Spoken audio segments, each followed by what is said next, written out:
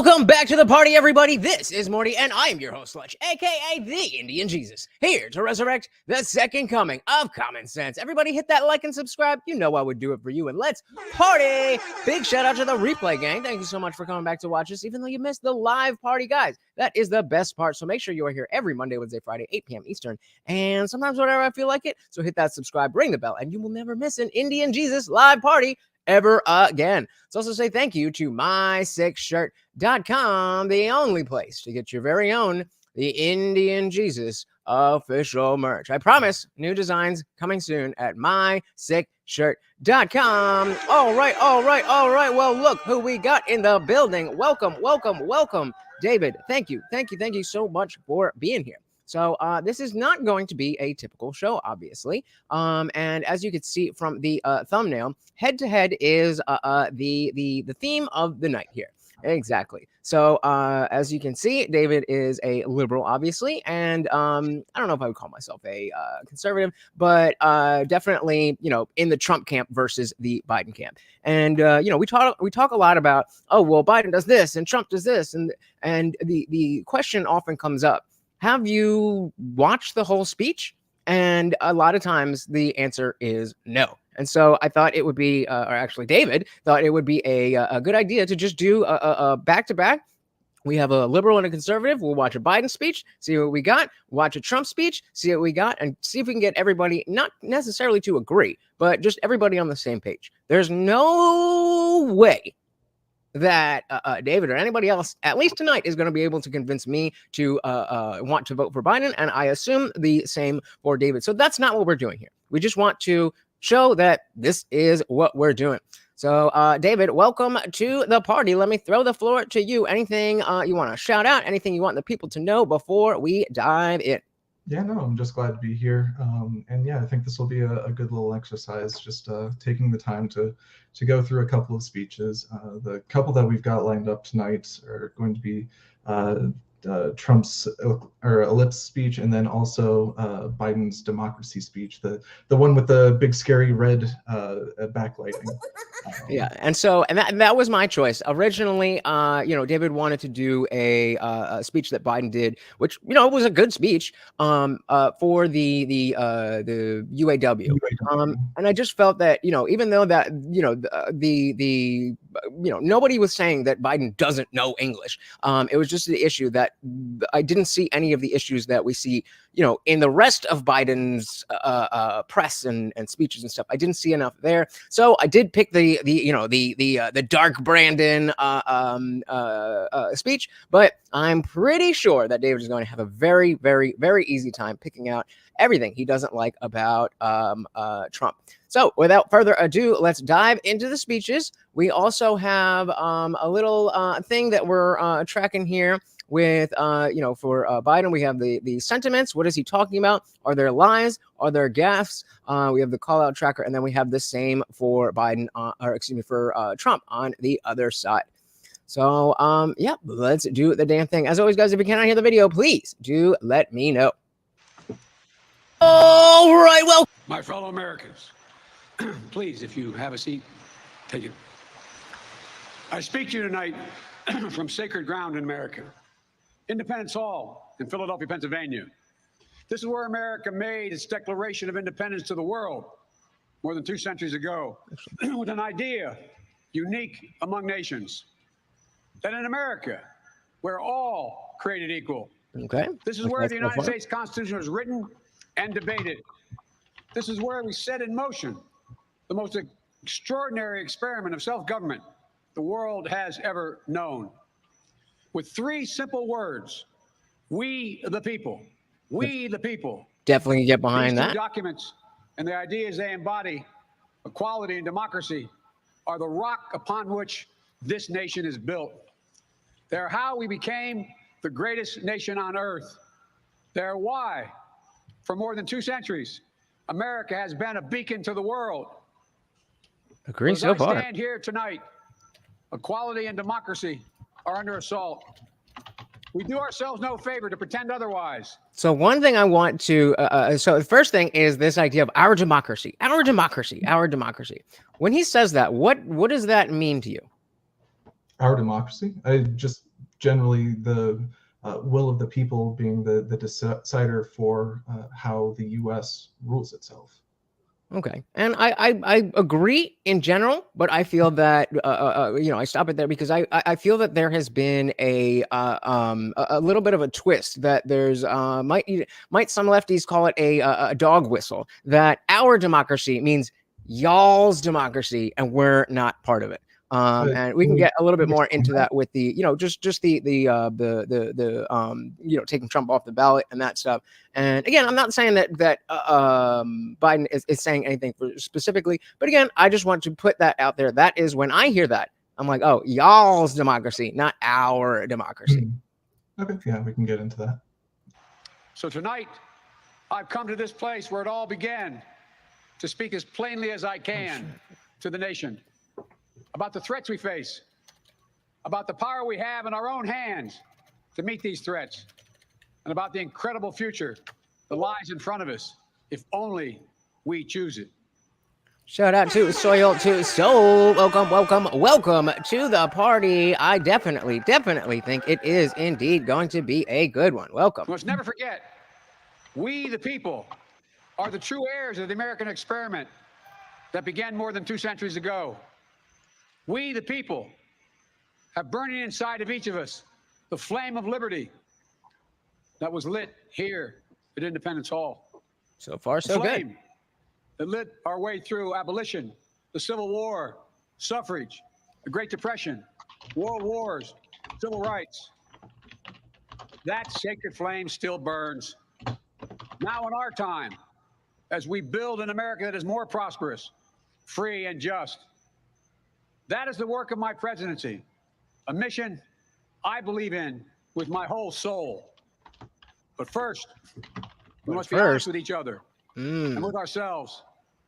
Too much of what's happening in our country today is not normal. Donald Trump and the MAGA Republicans represent an extremism that threatens the very foundations. Let's go ahead and put a call out in there. Yep. So we got the call out on Biden here. We got you're already there. Got it. Boom. Beautiful. And so when what's the best way to do this? It seems to me very almost like you're speaking out of both sides of your mouth. I mean, say we are America, we're together, but those guys are the problem. And again, not saying that people don't do it on the other side, but it seems conflicting. Sure. And I think if he was talking like very generally about, say, like half the country or like all conservatives, all Republicans, I think that would matter a lot more, but he's not. But because meaning he's not with the caveat they say not all of them, but the MAGA Republicans, that just that caveat. Yeah, I mean, we can continue. But yeah, okay. So, but I just want to make the point then that would it be fair then when we talk about Charlottesville and Donald Trump said there's fine people on both sides, but not the white supremacists. That is the quote. Yeah, I think that's generally fair. Fair enough. Our republic represents an extremism that threatens the very foundations of our republic. Now, I want to be very clear. Again, I would ask how exactly are we? What was the phraseology? Threatening the foundation of our democracy. I think it would point to things like just denial of the last election and going to the lengths that Donald Trump did in order to try and overturn the results.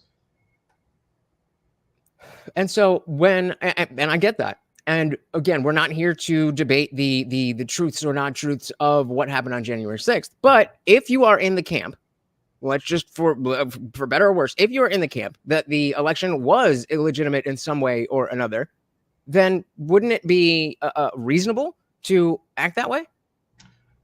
Yes, and I think that's kind of the problem, because if all of the evidence doesn't really support this idea that the election actually was stolen, if you continue telling people that it is stolen and that they have to fight or else they're going to lose their country, then, I mean, yeah, people will feel completely justified in doing whatever they have to in order to do what they see as protecting their country. Sure, but it wasn't just Donald Trump saying, "I tell you this, therefore you should think this," right? There was a lot of maybe not hard evidence, maybe bad evidence, but again, we're not talking about we're talking about the perception of people that there were, like Stephen Crowder did his whole thing where there was a bunch of ballots that went out to addresses that didn't exist. One was a bridge, one was an abandoned warehouse, all that kind of stuff. And so again, even if that is a false messaging, through the perspective of somebody who believes that false messaging, it's not unreasonable to say, hey, I don't think that our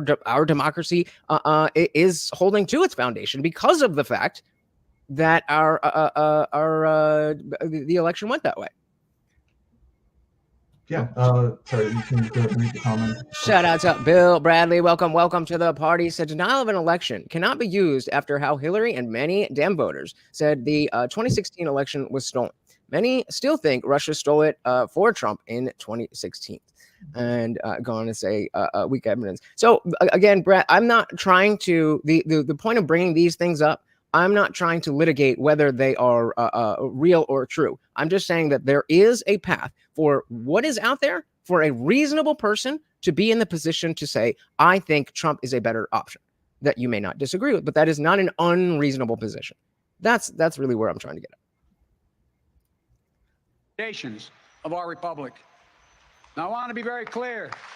Again, I would say that's pretty strong language for, like, if I legitimately think the election was illegitimate, and I want to look at what happened to make sure for that to be eroding the foundations of our country, I mean, then we didn't have very strong roots to begin with.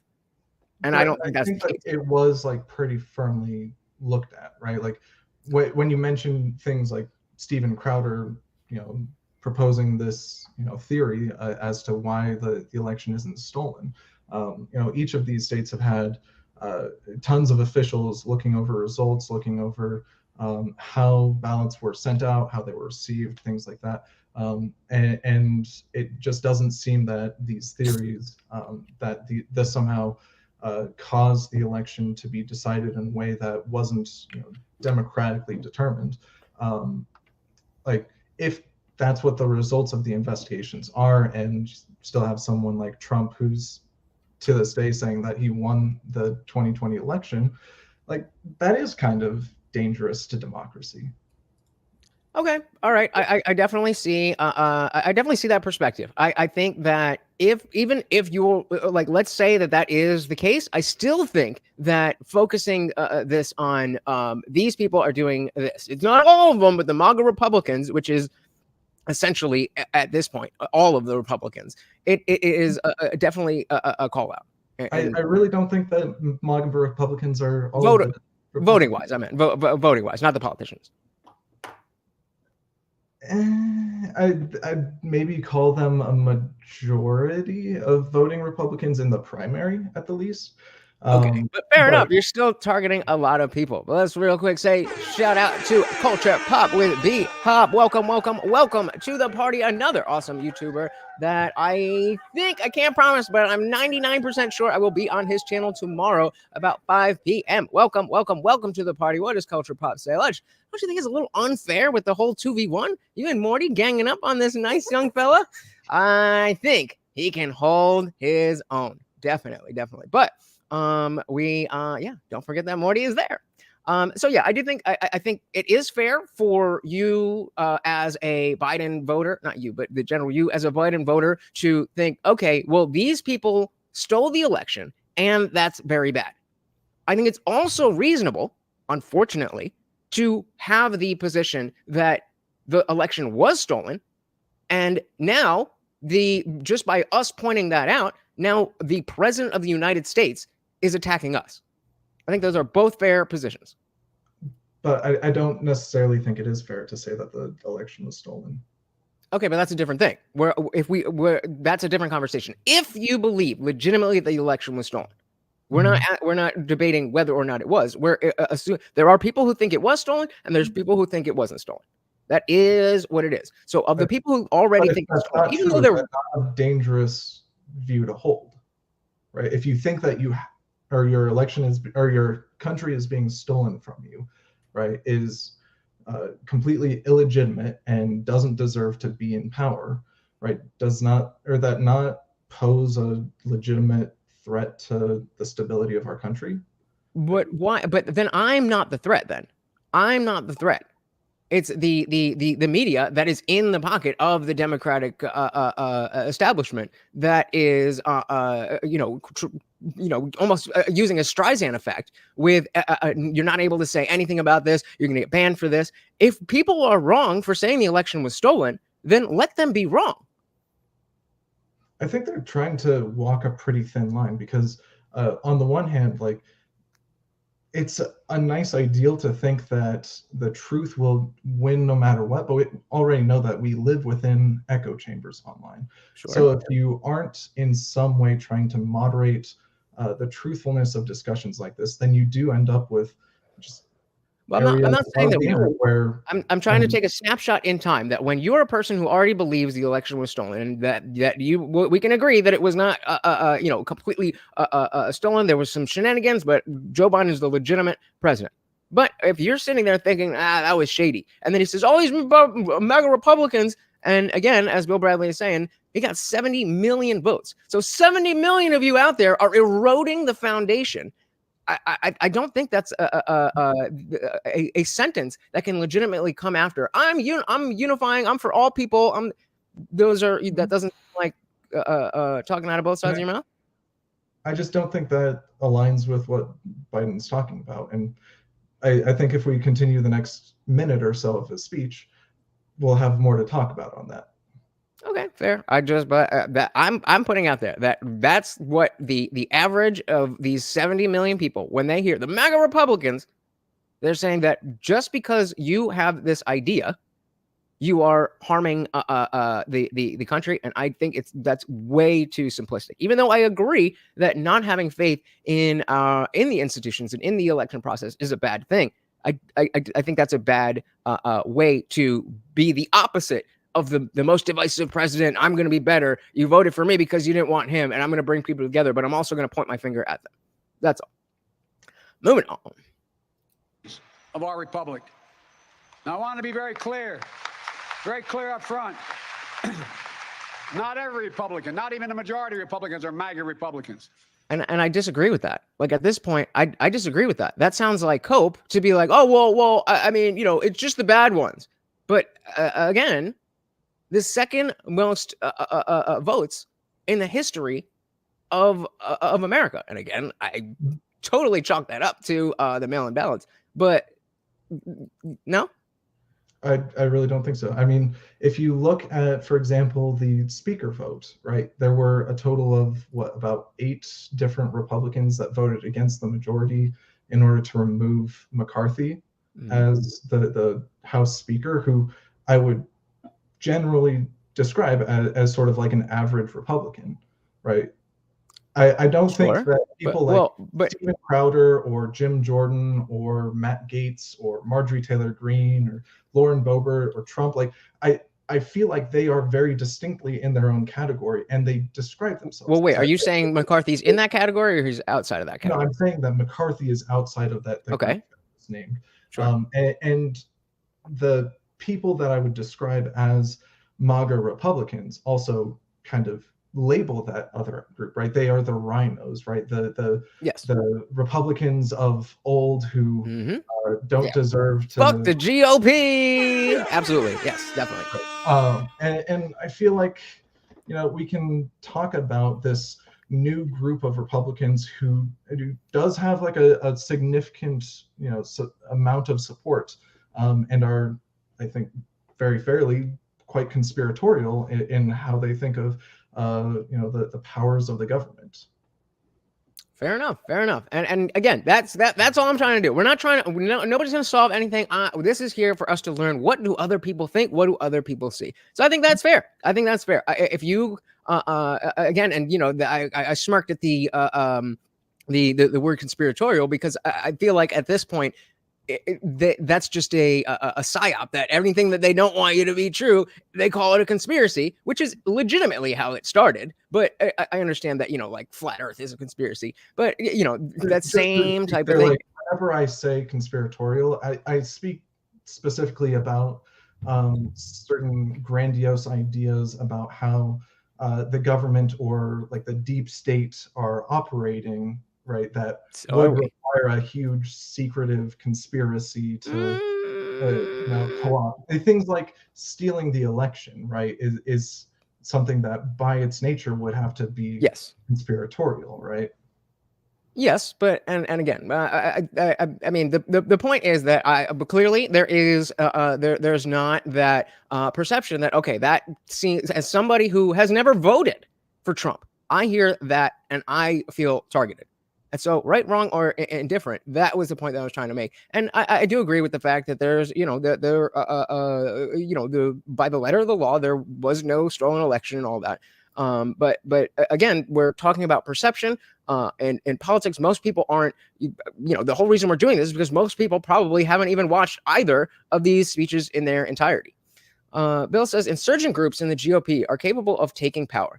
The Tea Party also removed a GOP speaker. The DNC is much more effective tamping down challenges within their party. Yeah, I guess that's what I was going to say is that, even though like there's the MAGA America First versus the GOP Rhino, that is more of an internal divide where like you might argue with your little sister, but y'all go out the house and somebody is yelling at your like that's still your sister. So I like, yes, I agree with the fact that there is a division within the Republican Party, but when I think anybody who is in the conservative umbrella, I think when we hear specifically Joe Biden say MAGA Republicans, even though he follows it up by saying not even all of them, not even the majority of them, that seems like, well, I do mean all of them, but I just want to say that it's not all of them. So I have the what's the word, the plausible deniability. No. Yeah, I mean, I just think that that's kind of by design. It feels like a lot of times any attack against Trump, he tries to twist as an attack against the people that voted for him. Like that's a really pretty regular rhetorical technique that he uses. Right, he does the same with the legal challenges he has. He says they're not coming after me; they're trying to get to you for something. Okay, fair point. So if Trump is going to make it about us, then Biden can make it about us too. Fair enough. Again, I do not see it that way, but that at least has some level of logic. So it isn't so secretive as far as an idea of the deep state goes, especially if you relate it to the World Economic Forum, etc. And I think I would not be assuming too much to say most of us do. Yeah. Bill says the deep state is generally just the permanent state, the unelected officials on various lettered agencies. No overt conspiracy has to happen for interests to intersect when a POTUS is against you. And that's kind of what I was gonna say is that, again, we would have to talk about what type of conspiracy. And you brought up the election. Yes, I do think there would have to be a lot more actual conspiracy, but because of the way that everything in these agencies is disconnected from each other, you can have a few bad actors and nobody else in the FBI, nobody else in the CIA knows that you're, fucking shit up. So, it's just not that simple. I think with the election, fair enough. Culture Pops says talking like this is good. Agree or disagree. Good to be having a discussion with differing viewpoints. I'm yelling at my phone a lot though. We're trying to piss you off. We are trying to piss you off. Let's get this from Bill and dive back in. He said, when a president is saying he is going to restrict the various lettered agencies, they all have a shared interest in opposing him, whether they work together or not. I mean, yeah, I think that's a pretty fair statement. Like, if anybody's trying to get rid of your job, I don't think that it's that surprising that you don't like it. All right, let's dive back in here. Not every Republican, not even a majority of Republicans are MAGA Republicans. And again, just real quick though, I know, David, you are a fair person, but you know that most people still use that both people on good sides from Charlottesville, and without this caveat, then that is one-to-one the same thing. Yeah, I think that Biden in particular latched on too much to that, and I don't think that's the most fair reading of that statement. Beautiful. All right, moving on. Not every Republican embraces their extreme ideology. I know, because I've been able to work with these mainstream Republicans. But there's no question that the Republican Party today is dominated, driven, and intimidated by Donald Trump and the MAGA Republicans. Good. We hate those GOP And fuckers. that is a threat to this country.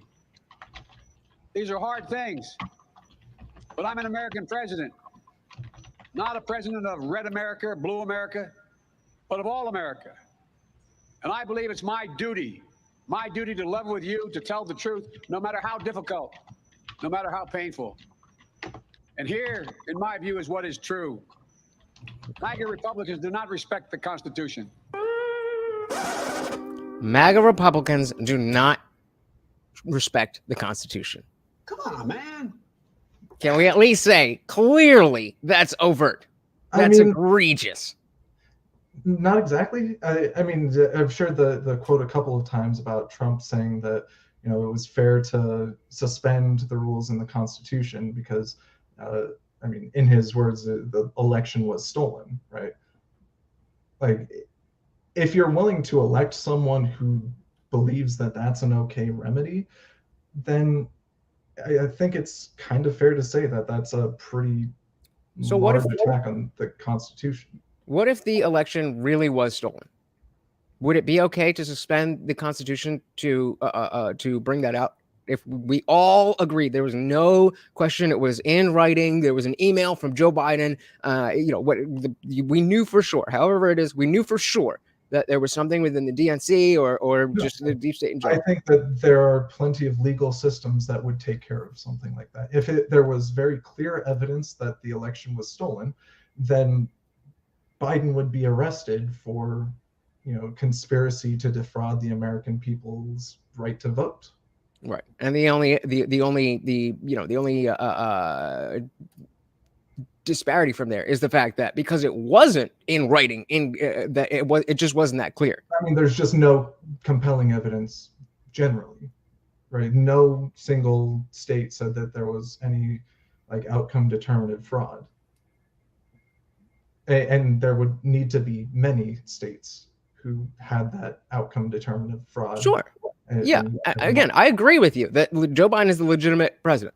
Again, we want to talk about the people who, there's a lot of people who believe it was stolen.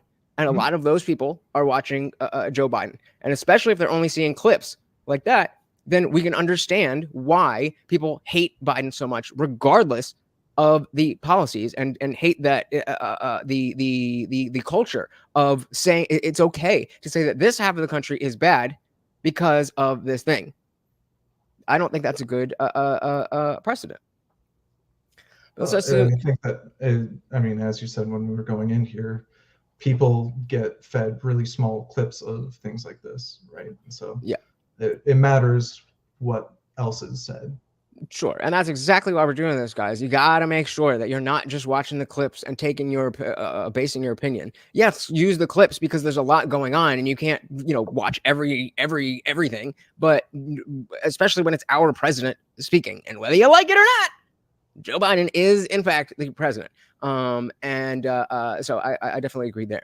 So Bill says, to be fair, many Trump supporters feel the left has already ignored the Constitution when they were having backdoor discussions to moderate posts on social media, whether that is technically censorship or not.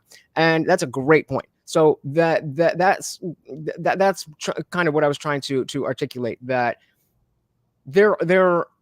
this idea of not respecting the Constitution, for the left to come in, specifically Joe Biden to come in, like I can, for you to say, hey, you David to say, well, Biden or Trump did this, and I don't think that's respecting the Constitution. That's one thing.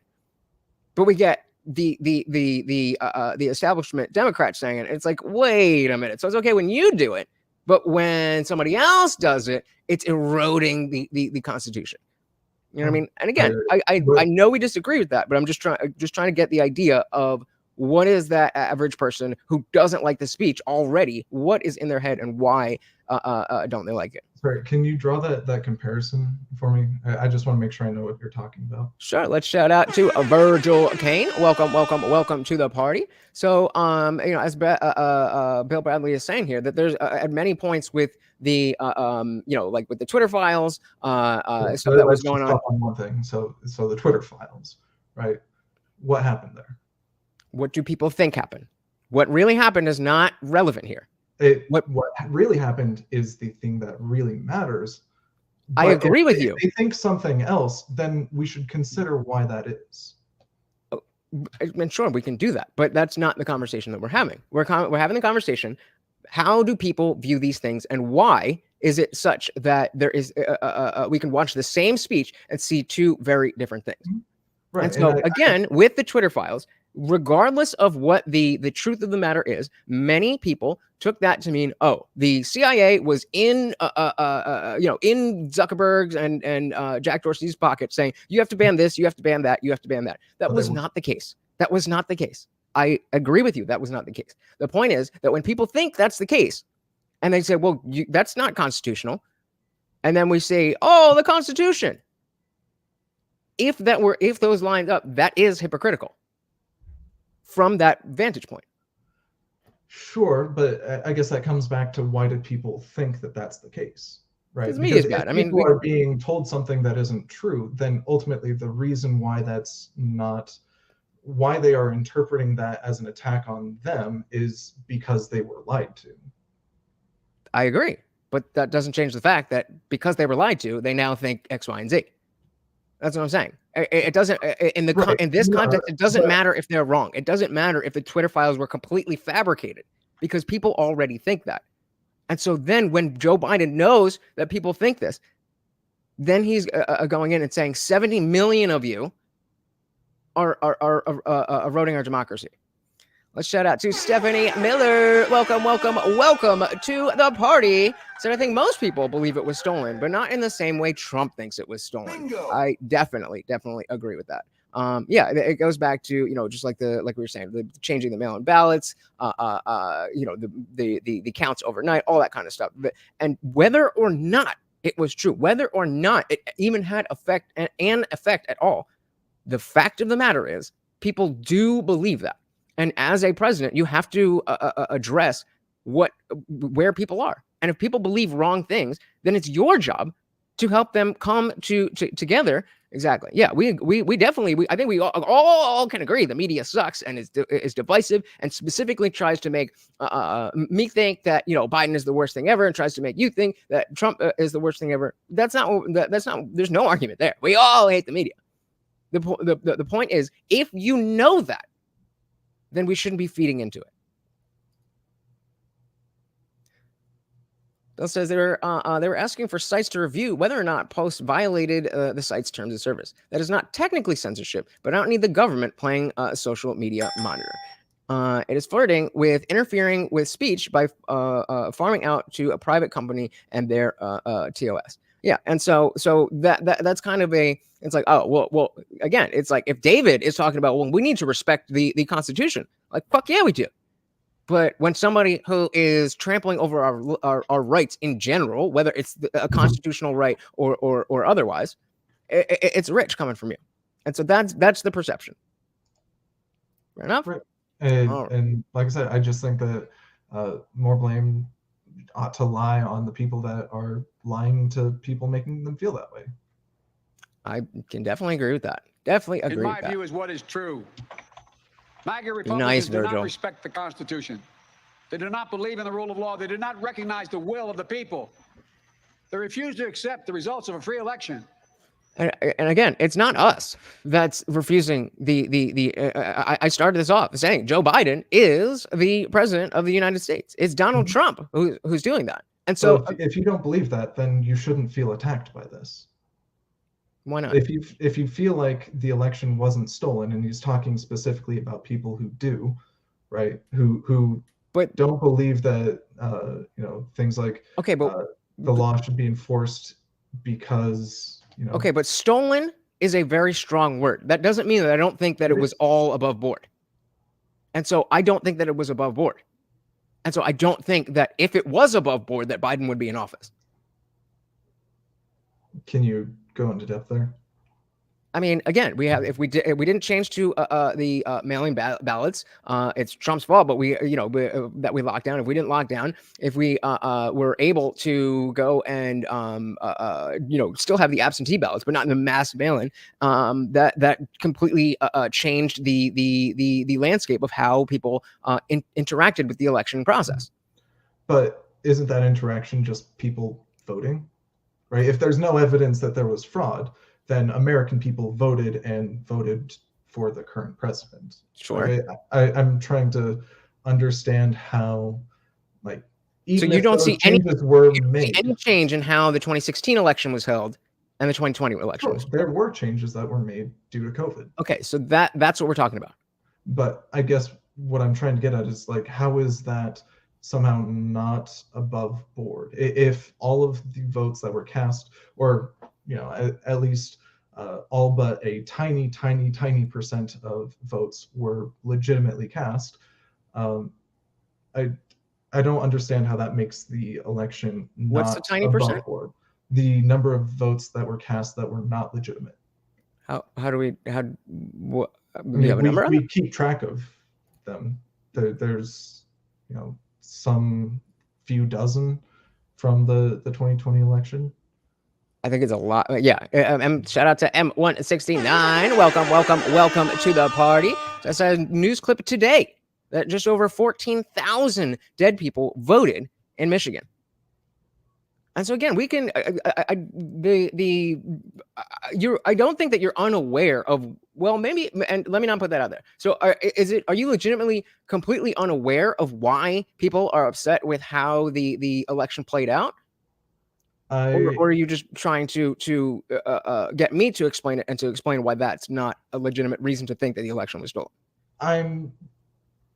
I understand the reasons why people think that it was not legitimate.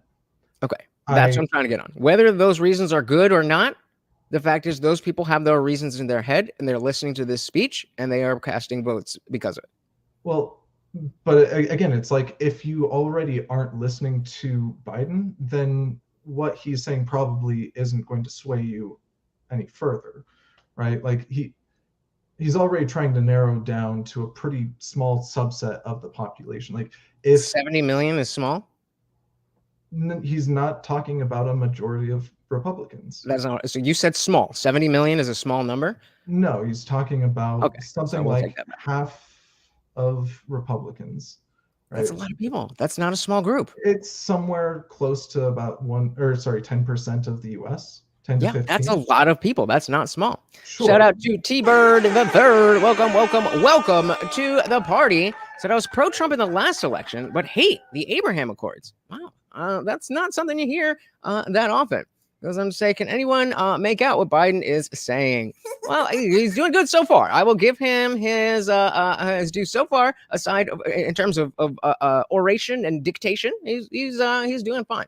So, but fine. That's again, what we're doing here is not trying to litigate what are the realities of what's going on. We are trying to talk about what is the perception of the American people and how is that perception being used or weaponized. Or trying to be solved, and I don't think this speech had any intention of bringing anyone together. I mean, I don't think he does any speech without the adrenochrome. Let's dive back in. The will of the people. They refuse to accept the results of a free election, and they're working right now, as I speak, in state after state, to give power to decide elections in America to partisans and cronies, empowering election deniers to undermine democracy itself. Again, it's like, oh, so that just started with Trump, where nobody was denying elections, nobody was trying to talk about interference, again, that's the way that I hear to overturn the election. Yeah, right. Like, Hillary did say that Trump was illegitimate due to the fact that Russia interfered on his behalf. Didn't though? They did. So then why wasn't he impeached? Because out of office. The Mueller report could not draw a distinct cooperative agreement between the Trump campaign and Russia. But outlined that the Trump campaign knew they were being benefited by the actions of Russia, that Russia was acting on their behalf, and that there was the meeting between the Trump sons and a Russian oligarch, specifically that was set up because it was supposedly a show of good faith of Russia's support for the Trump campaign. Like it's a pretty strongly established fact that Russia did interfere to Trump's benefit. Again, I don't want to litigate all of that, but I don't think that is the case, and very many people are like, no, of course, Russia is a thing because of the fact that the Steele dossier and not the Steele dossier, was it the Mueller report? I don't know, whichever one was for that. And again, I can agree with you that some of these things have a legitimacy. I'm not ever going to say that Donald Trump didn't commit a crime. I'm not ever going to say that Donald Trump is a great, fantastic person who deserves, whatever. But we're talking about perception from the voters and how the leader of the country is moving that forward. And I don't think he's doing a good job here. Shout out to Guam Tech. Welcome to the party. I've been waiting on this one. Welcome to the party. Bill says, no, it isn't. The interference that is put forward is one social media troll farm that spent like $100K. If you can alter an election with $100K, why do they raise so much money? It's not a simple troll farm. It was the hacking of the DNC. It was the disseminating of emails, specifically through WikiLeaks, trying to, selectively influence people's perceptions of this, that, or the other, right? It was an illegal action, and then continued drops of things that were really out of context, trying to soften the blow anytime anything actually came out from Trump, right? Things like the grab him by the tape, the what? Sorry, I don't think you want me to say it on here, but when he was on Access Hollywood, saying grab him by the yeah. I mean, okay. Russia specifically released hacked materials during that period because it was going to be favorable for the Trump campaign. So, and again, I mean, that's not really what we're here to dispute. The facts of the matter are less important than the perception. But let's go there. It was Bill saying there's no evidence of any actual actions taken by Russia, specific actions that actually impacted the election outside of that one troll farm. No one proved Russia was the hackers of the DNC. That was never proven. None of these are proven facts. This is all unfounded Russiagate nonsense. It's literally on the very first page of the Mueller reports, and you can read many, many pages of the evidence that they have for these things. Okay, but that's when we get into the more of the conspiracy. Is that if you can just say anything so T-Bird's saying, by Russia, do you mean WikiLeaks? That's not what happened. Jessica got phished. His password was password. I don't think that's what we're talking about. No, but the fact of the matter is, again, whether the truth of the matter is this or that, the media and both sides of the political establishment have muddied the waters enough that we can have a conversation about this. There's other people here, and we're both on, we're all on different sides of this. And so when you're talking about this, and you take the moral high ground when you don't earn it, then it seems like a spit in the face to everybody else. T-Bird says Hillary's emails was leaked by the Democrats, probably Seth Rich, not the Russians. Fair enough. Bill said it is. The hacked emails to WikiLeaks, is what's being talked about. Oh, there you go. See? I don't even know what the fuck you're talking about. And that's what I'm saying. There's so much muddying of the waters that even if you are 1,000% correct, then trying to just be like, nope, they're bad, nope, they're bad, nope, they're bad, is, I don't think, a good strategy. And as we can see, they've taken it further and further and further and further and further, and now they're taking him off the ballot and trying to put him in jail, and it's not changing people's minds. So just humor me for a quick second. Assume that all of these things are true. Okay. How does someone like Biden call out this small group of Republicans who are denying the results of the election, right? Who are going to really great lengths to try and overturn the results, right? By creating things like alternative slates of electors that were meant to be accepted against the will of the people of those states. Like, how is Trump supposed to call out those people in a way that you don't feel attacked?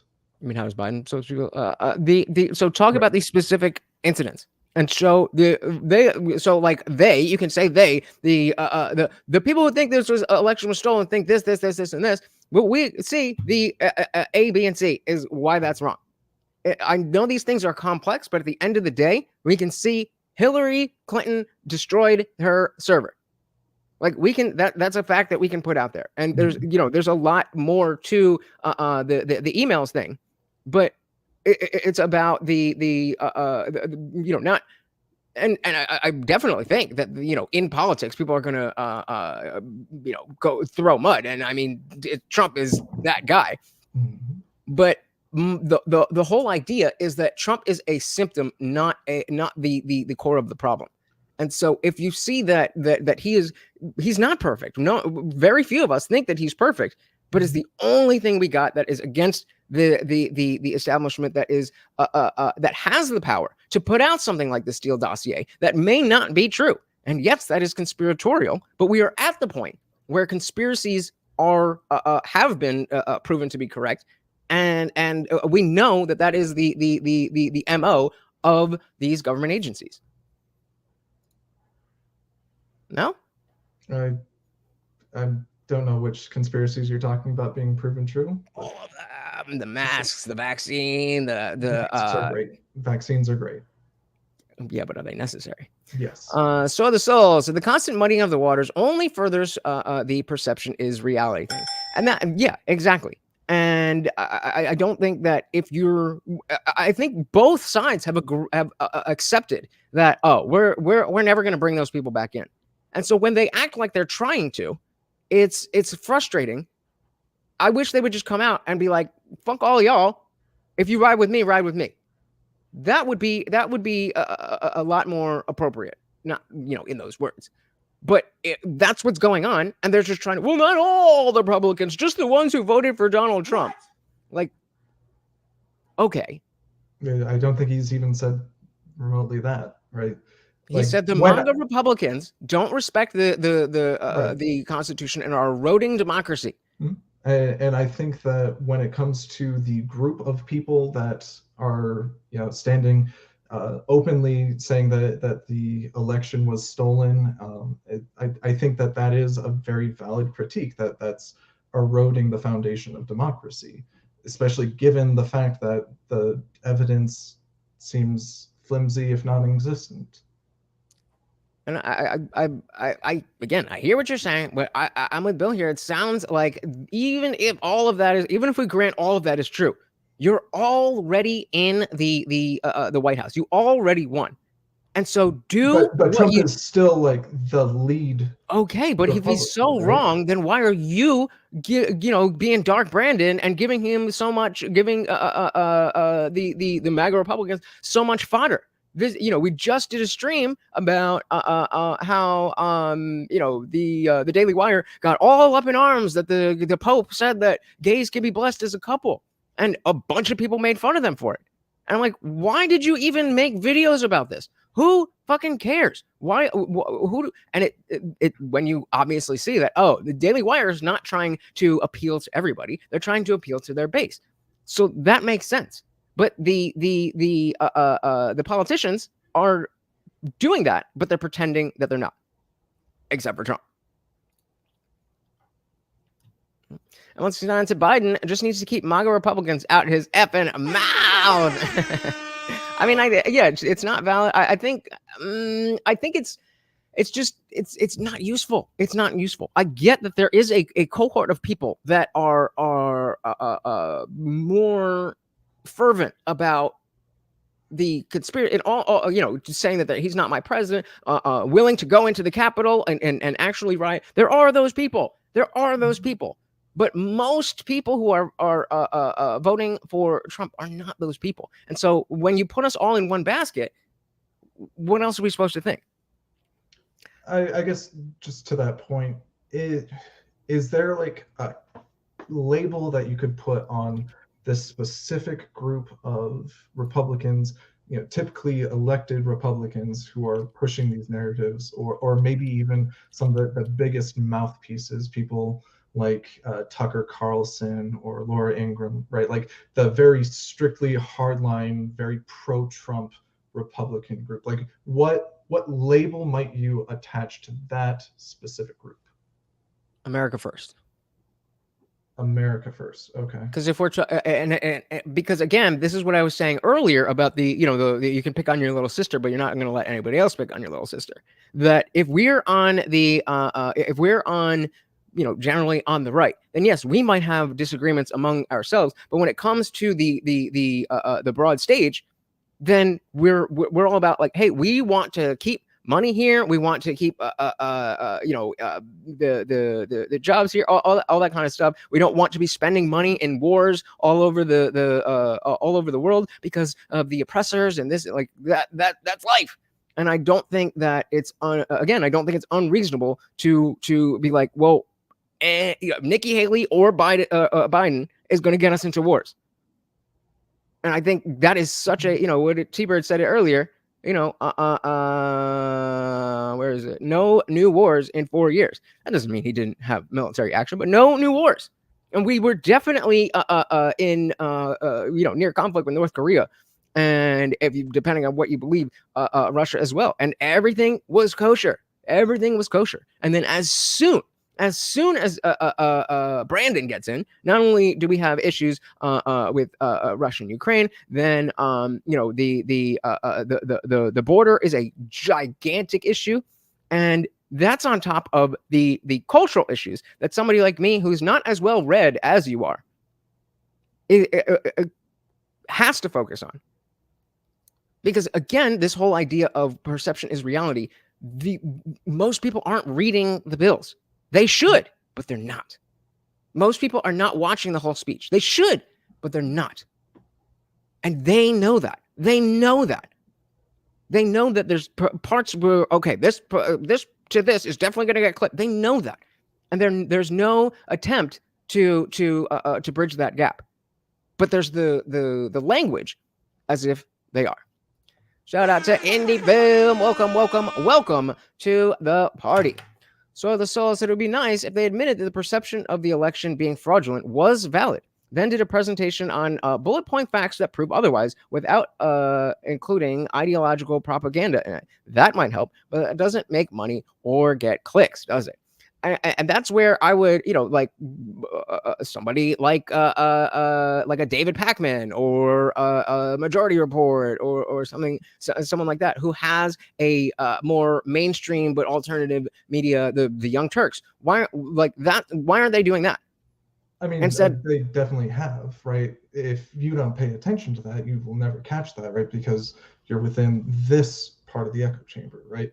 And along with that, I mean, it's just hard to convince something that something is not true if they accept it without strong evidence, right? So like if the evidence does not really exist, or they've been presented something that's been twisted, clipped, right? Like the Ruby Freeman clip in Georgia, right? That was a huge thing that Trump, I think he's stopped calling back to it since Rudy Giuliani was successfully sued for defamation over it.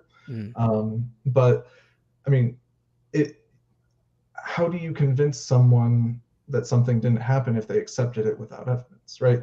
It's sort of like trying to convince someone that God doesn't exist, right? If they believe it, then there's no negative evidence that you can show, right, besides that okay, they did take it to court and it was thrown out for lack of evidence, or because their remedy was to throw out indiscriminately all mail-in ballots or something to that effect, right? Like, how do you convince someone who believes that? So I mean, at this point, I don't know. That is a great question. I wish I had the answer. At this point, I don't know. What I would say is not do all the shady shit that you've been doing for the last 20 years in the first place. Do you think there's no reason for Americans on either side to have lost trust in the media establishment and the political establishment over the last 20, 30, 40, 50 years? I think there's a certain level of distrust that is warranted. I think that a lot of it isn't. And that's fair. But if we understand that that some level is reasonable, and you may be at this level of conspiracy, and somebody else is at this level of conspiracy, and somebody else is at this level of conspiracy, then if we're all admitting that the government is corrupt, that the courts could be corrupt, that all of this could be corrupt, and it might. I just gave you all that, all the things that, all the things you were saying were true. Well, what if all the things that we're saying were true? If they were, then yeah, there would be definitely a stronger case. But that comes back to who is convincing you, and what are they using in order to convince you? I don't know, and I agree that that's a problem. But if there is such a path where the enemies of the the non-establishment, the establishment wants to trump up charges, trump up charges, and then get them on lack of standing, or even throw out evidence that doesn't go towards their favor. That does happen to normal people in regular courts. So why all of a sudden are we saying, oh well, a court said it, so it must be true, when we know that there's corruption? And I think it's fair to say, well, I mean, I have a little bit. We both have a lack of trust, and I have a little bit more lack of trust. Because if everything we said was true, it wouldn't just make for a stronger case. It would be a bombshell. Yeah. And the problem is that I don't think that necessarily all of the conspiracies are exactly what they are. That would be too easy to prove, maybe. I don't know. But there's definitely some. We definitely know that you absolutely can transmit and get COVID once you're vaccinated.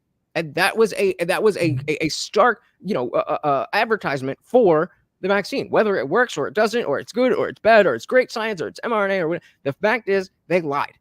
And so, or they learned over time that, immunity decreases. Then they shouldn't have said, hey, you cannot get it in the first place. They should have said, we think that this, that, the other. When you say a thing that's not true, knowing that you don't know it, that's still at least dishonest if we're not going to say a lie. But it can prevent you from getting sick, right? And I don't know. I genuinely do not know. I genuinely do not know. Everybody I know who's got the vax has gotten COVID, and most of the people who I know who have never gotten COVID, including myself, are not vaccinated. So I do not know. I do not know. I genuinely do not know. And the doctors and the WHO, the fact is we're at such a point where you're right. I don't know what could be said to get me to believe that all of the things that I know that they lied about, that they're either they didn't lie about them, or that they completely stopped lying and they're never going to lie again. And so it's not necessarily about any one particular thing. It's grains of sand that makes the heap. And so when every single day, with every single issue, we have semantic obfuscation, when we have a twisting of this. And again, I'm not saying that it doesn't happen on the other side. I'm just presenting the position of why people are are willing to take the negatives of Trump over the positives of the establishment that we know and love. The impression that I'm getting is basically just, so long as you do such as Trump does and throw all the shit at the wall that you can, and if you can convince people of enough of it, then they will distrust who his political opposition is. Right? Yeah, exactly. As much as if you throw all this stuff that says these people are right, the court said it, the government said it, the New York Post said it, the Twitter said it, then you can get people to believe that something is true that is not. Well, but like, these are actual institutions looking. That's not what we're talking about. You laid out a concept that if you tell somebody something that's untrue over and over and over again, that they will start to believe it. Sure. So why doesn't that apply to the other side? I think you would have to find something that wasn't really true. Right? Like this comes back to the truth claims. No, it right? doesn't. It comes back to the perception of the truth claims. We're beyond knowing the truth of the matter on anything politics by 20 years. If repeating something that isn't true only makes it true in perception, then the fault of that is the person who's saying the untrue thing over and over, right? Yeah, I agree. And but again, we have agreed that the media and politicians lie a lot. Over and over is somehow lying. Like you can repeat true claims and it's not equivalent to repeating lies. Like these are very different things, and they rely on. Okay, but you're the one claiming what's a lie and what's not. We for the parameters of this conversation, the perception of many people is not knowing what's true or not. So we have to take a step back. If you are told something, right? Whether it's true or not, if you are told something over and over and over and over and over again, then you will believe it, whether it is the truth or whether it is a lie. And so if you can say people are told over and over and over and over and over and over and over that this is a lie, then they're going to believe it's a lie. In the same way that you say you can trust Fauci, you can trust Biden, you can trust the establishment, you can trust politicians, you can trust the WHO, you can trust the courts, you can trust this person, you can trust that person, then they're going to believe that even if it's not true. The exact point that you just made. But we can look into the things that these people are claiming, right? They look into the evidence that is presented. But most people don't do that. If they are reliably true, then... And they should, but they don't. And so the politicians are not unaware that people don't pay attention. I agree with you that people should be better informed. That doesn't change the fact that they're not. So last, wouldn't anyone throw all this stuff at the wall they can if they had the fiscal means to do within the law in general? So far, I haven't seen Trump be convicted. And that's the other thing, too. Even if he is, same thing, even if he is wrong, if he genuinely believes that the election was stolen because he's an egomaniac, which makes perfect sense to me. Who the fuck else would run for president because Obama made fun of you at the White House Correspondents' Dinner? Then again, if he does actually believe this, then he's going through all of the legal processes. And yes, he's getting shut down. But what's that's what the legal system is for. And especially if it's skewed against him, then we would expect that he wouldn't get the results that he wants. But those are the only legal paths, unless he, has his section of the military and actually does an insurrection. Then what else can he do? And again, that goes back to what I was saying before, is that no, at this point, there's nothing that you could tell. And that's why I said that at the beginning. I don't think there is any reason to try to get you to believe that Trump is a better option. What I'm trying to present is a reasonable perception that somebody else might have, that they're not crazy, and also they think Trump is a better option. That's what we're doing here. Sure. And we'll go ahead and continue on to the Trump speech after this and see that dichotomy of how each one of them is presenting, their views and what kind of things that they're saying about the. Sure. And that's why I wanted to do Biden first, because I wanted to make sure I'm throwing stuff out there and I'm not thinking like, oh wait, Trump just did that. So I'm coming fresh. I'm trying to be as honest as possible. And cronies, empowering election deniers to undermine democracy itself. MAGA forces are determined to take this country backwards. So he started out saying, I'm going to do this, that. But all he said after that is that MAGA bad. I mean, he's talking specifically about efforts to overturn the election, right? But then why are you starting your speech out by saying I'm for all Americans and then say, except for these people? That goes exactly back to my thing about our democracy means y'all's democracy. We're not a part of it. We are ruining your democracy by putting Trump in office. I mean, you were a part of our democracy, right? Trump just lost, right? But then he refused to accept it, right? Yes. So, that's the harm that he's trying to point to. I agree. I don't think that pointing to harm is nobody is unaware that Donald Trump thought the election was stolen. Why is he spending this much time on it? That's the point. This That's the specific point. thing, because he was the And that's again why owner of the Republican Party, even after doing all of this stuff, right? Like he made this speech because he sees Trump's continued favor of the Republican Party as being a potential threat to the U.S. Because let's say Trump loses again, but this time when he says that the election was stolen from him, these extreme fervent supporters of him who believe that their country is being stolen and destroyed, and all of these other things, right? If they act very violently, that would be a really big danger to right, but you hear the difference in what you said and what Biden said. You said the people who are doing it, and he said MAGA Republicans. Right, he's trying to specify this very small. Okay, fine. And he did a bad job at doing that. He did a bad job at specifing, because saying MAGA Republicans is not the group that he actually means, that you and I both agree deserve the critique. See, I feel like that he's been trying to do that, and a lot of right-wing media has been latching onto the fact that he said MAGA Republicans and saying he's talking about you specifically, right? Like that secondary perception doesn't necessarily mean that that was the intention of Biden. And when I asked you what kind of label you might affix to this specific group of Americans, you can understand why he wouldn't go after quote unquote America first Republicans if he doesn't believe that their values are putting America first. And also just the notion of attacking someone who considers themselves America first, right? Like, who would want to be against putting America first, right? That it's a very apparently Joe Biden. I don't know. I mean, in the other speech that I was trying to show with you, he repeatedly talked about how he was trying to put America first in terms of build American, buy American, things like that. Yeah, and again, I didn't have a problem with that speech, but the reason that I didn't want to use that speech is because the problems that I have with Biden weren't part of that speech, and the problems that I have with Biden are permeate. They're with Biden. They just didn't show up there. And so when if I'm saying I have a problem with Biden doing X, Y, and Z, and then we show a speech where he doesn't do X, Y, and Z, then we don't have anything there.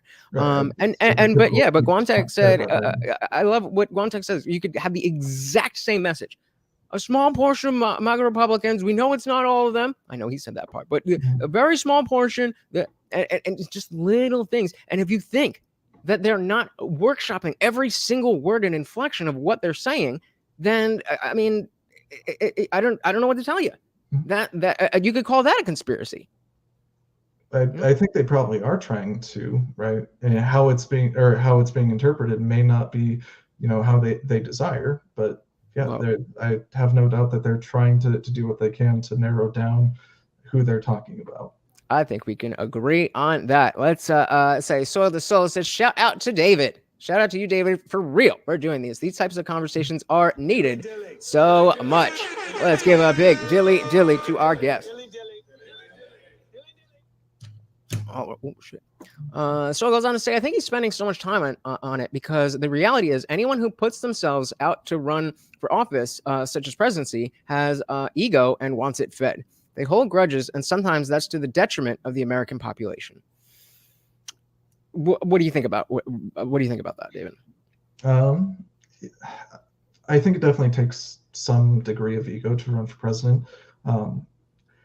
I think some people do so with an intention to serve the people more so than others, but I guess it's hard to pull out from this exactly. Sure, but I think to her point is more specifically saying that Biden has a grudge against Trump, but I actually disagree with that. I generally don't really think Biden really knows where he is, but I think it's just a tactic that he knows. Again, the perception of the people is orange man bad, MAGA bad. So if you play into that, you don't have to have you don't have to talk about your policies. You don't have to have good policies. You don't have to say anything that is going to be unifying, because that is unifying among your base. I tried to get us on a typical speech, right? This is a really big outlier among Biden's speeches, right? Well, so is the Trump one. So that's why we're Sure. we're taking extremes to make the point. All right, I'm back. Forces are determined to take this country backwards to an America where there is no right to choose, no right to privacy, no right to contraception, no right to marry who you love. They promote authoritarian leaders and they fan the flames of political violence. Authoritarian for not being able to kill children. Again, No, you may not believe that is the case. I think talking about authoritarian leaders goes back to Trump trying to overturn the results of the election. That's a very authoritarian move, right? If it was the case, sure. But again, that's still up for debate. Is it? As we are literally debating it right now. But he did try to overturn the election, right? I don't see how there's a debate to be had there. Because that's not what. Because if it was justifiable, then the wrong person got into office, then that would be acceptable. What he was doing, right? But even if, like, let's say he fully believes that, and it's just that he believes something that isn't within reality, right? That still makes it a danger to democracy. Okay, I think that's. I right. mean, if you want, so wait. Being an authoritarian leader, then you're still an authoritarian leader, right? I think so. It's to steelman your position. Are you saying that to have such a strong ego that you would go that far is the threat to democracy? Is that what you're saying? Yes. Like to draw another allusion, like the leader of China, for example, believes that he is fully justified in acting as authoritarian as he needs to in order to lead his country. And you can still point to him and say, well, when he does things like this, that's dangerous to the freedom of his people, right? Yeah. But feeling justified doesn't make it better necessarily. I think it does. It makes it understandable. But yes, that's the point. Good. I think it's wrong, but it's understandable. And I mean that, and whereas the cultural shift towards the left is not something that is we could say is bad, but we can overlook it. Mm-hmm. So it says again, how is it authoritarian to use the legal powers within the law to put your case forward? Am I missing context? Did you do something else authoritarian? So just to explain a little bit, he did put those cases forward, but even when he lost, and I think something like 30 of the 60 total cases that were heard were thrown out on evidentiary basis. Even after all of that, he still went to every length that he could in order to overturn the election, including having people sign that they were the lawfully appointed slates of electors for the 6 states that he would need to overturn in order to take back the presidency. And then, like, while January 6th riot was occurring, he was also using that cover in order to try and pressure people like Mike Pence or like Kevin McCarthy in order to throw the votes back to the House delegation, which is only wrong if he knew that he lost. No, it's wrong if he did lose. Even if he thought that he lost, or sorry, thought he didn't lose, if it's simply wrong that he, or if his belief is factually incorrect, then it doesn't matter that he thought it was correct. You just agreed. It doesn't make it right. I never said it was right. I said understandable. So we're talking because there's a very big difference between an egomaniac who knows that he lost and is going to try and get in there anyway, and a big egomaniac who can't accept loss and is trying to go through the legal channels to remedy what he believes is reality. So that would be like the distinction between a delusional authoritarian and a malicious authoritarian. What part of it is authoritarian? What part of it is authoritarian? The laws are set up to overturn the election within the confines of the law. How is that authoritarian? The laws are already there. The cases get thrown out. What happens when the cases get thrown out? Does he punch anybody? Does he arrest anybody? I don't understand. What is the authoritarian part? The going around the law and saying that these people are the lawfully slated electors, who are casting the proper votes for the states when they weren't, right? These are the things that he's been charged for. He's been charged because there's allegations. Okay, so that any he type of did break corruption the is law. so corruption equals authoritarianism. Is that No. the standard that we're setting down? No, using extra legal methods in order to overturn the election is authoritarian. Everyone agrees he had the right to bring lawsuits and challenge the results in court by presenting whatever evidence he felt that he had, right? Everyone agrees that he had that right. It's the other things that he did that seem to go beyond the boundaries of the law. Right. So they're illegal, but how are they authoritarian? No, we're explicit. And if you want to set that illegal equals authoritarian, we can set that standard. But I don't think you're going to like that. To overturn the election, yeah, is authoritarian. So when it's both, yeah, like I don't understand how following the law by the law is being authoritarian. But okay, look, the again, we're not here to change each other's minds. We're here to put out the opinions so that we understand. So let's jump back in here. And that's just what people think, that there is no way that that it's possible to have questioned what was clearly in many people's eyes shadily performed election. There's no way to question that. Otherwise, you're an authoritarian. That's just what they think, and that's a totally fair opinion. And I don't share that opinion. I think if Trump had accepted that he lost after, trying things in court, then yeah, the case that he's an authoritarian individual or has any authoritarian tendencies would be a lot weaker. But he hasn't accepted the results, and he to this day still says that he won the election. Right? So anybody who's delusional is authoritarian? They can be.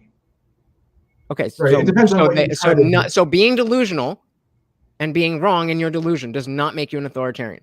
Being delusional and trying to overturn the will of the people in pursuit of that delusion is authoritarian. You're adding that because it's only wrong if you are knowingly doing it. No, if you think you're doing the right thing, even though you're doing the wrong thing, it's understandable. Let's use right? Exactly. Yes.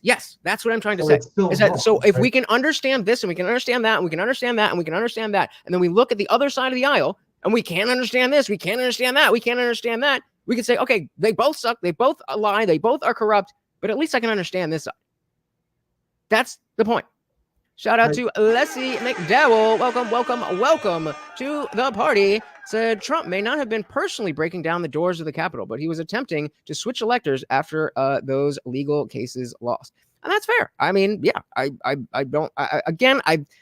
not a lawyer. I remember Destiny talking to a constitutional lawyer about this, and again, it was debated. I'm not a lawyer. I'm not that smart, so I don't have it memorized. But the lawyer had a very clear line of logic as to why the alternate slate of electors. Remember when we first I think when Devon was on here, he said the fake electors, and I didn't even know what that meant because of the fact that every time I heard it, even from mainstream media at that point, it had been alternative. And I don't know. So what is Leslie say? We got that one right. So Trump, yeah, and I'm totally fine with that. I'm not, again, as I always say with these politicians, I'm not looking for somebody to get a drink with. I'm not looking for somebody to watch Morty. I'm looking for somebody to run the country. There's a difference between trying to overthrow an election and challenging it. Yeah, I think that's the distinction that you're not making. That overthrowing election it has intent. Yeah, I think he tried to overthrow the election. I think he challenged it. Fair enough. So let's grab a couple more of these and dive back in. So said he also has the right to his opinion and keep talking about it, as Biden does. It doesn't make it doesn't make it good for uniting the population, but it also doesn't make anything authoritarian. Agreed. And Yvonne said, I agree. Hillary Clinton is an authoritarian for questioning and still questioning the 2016 election. Do you agree, David?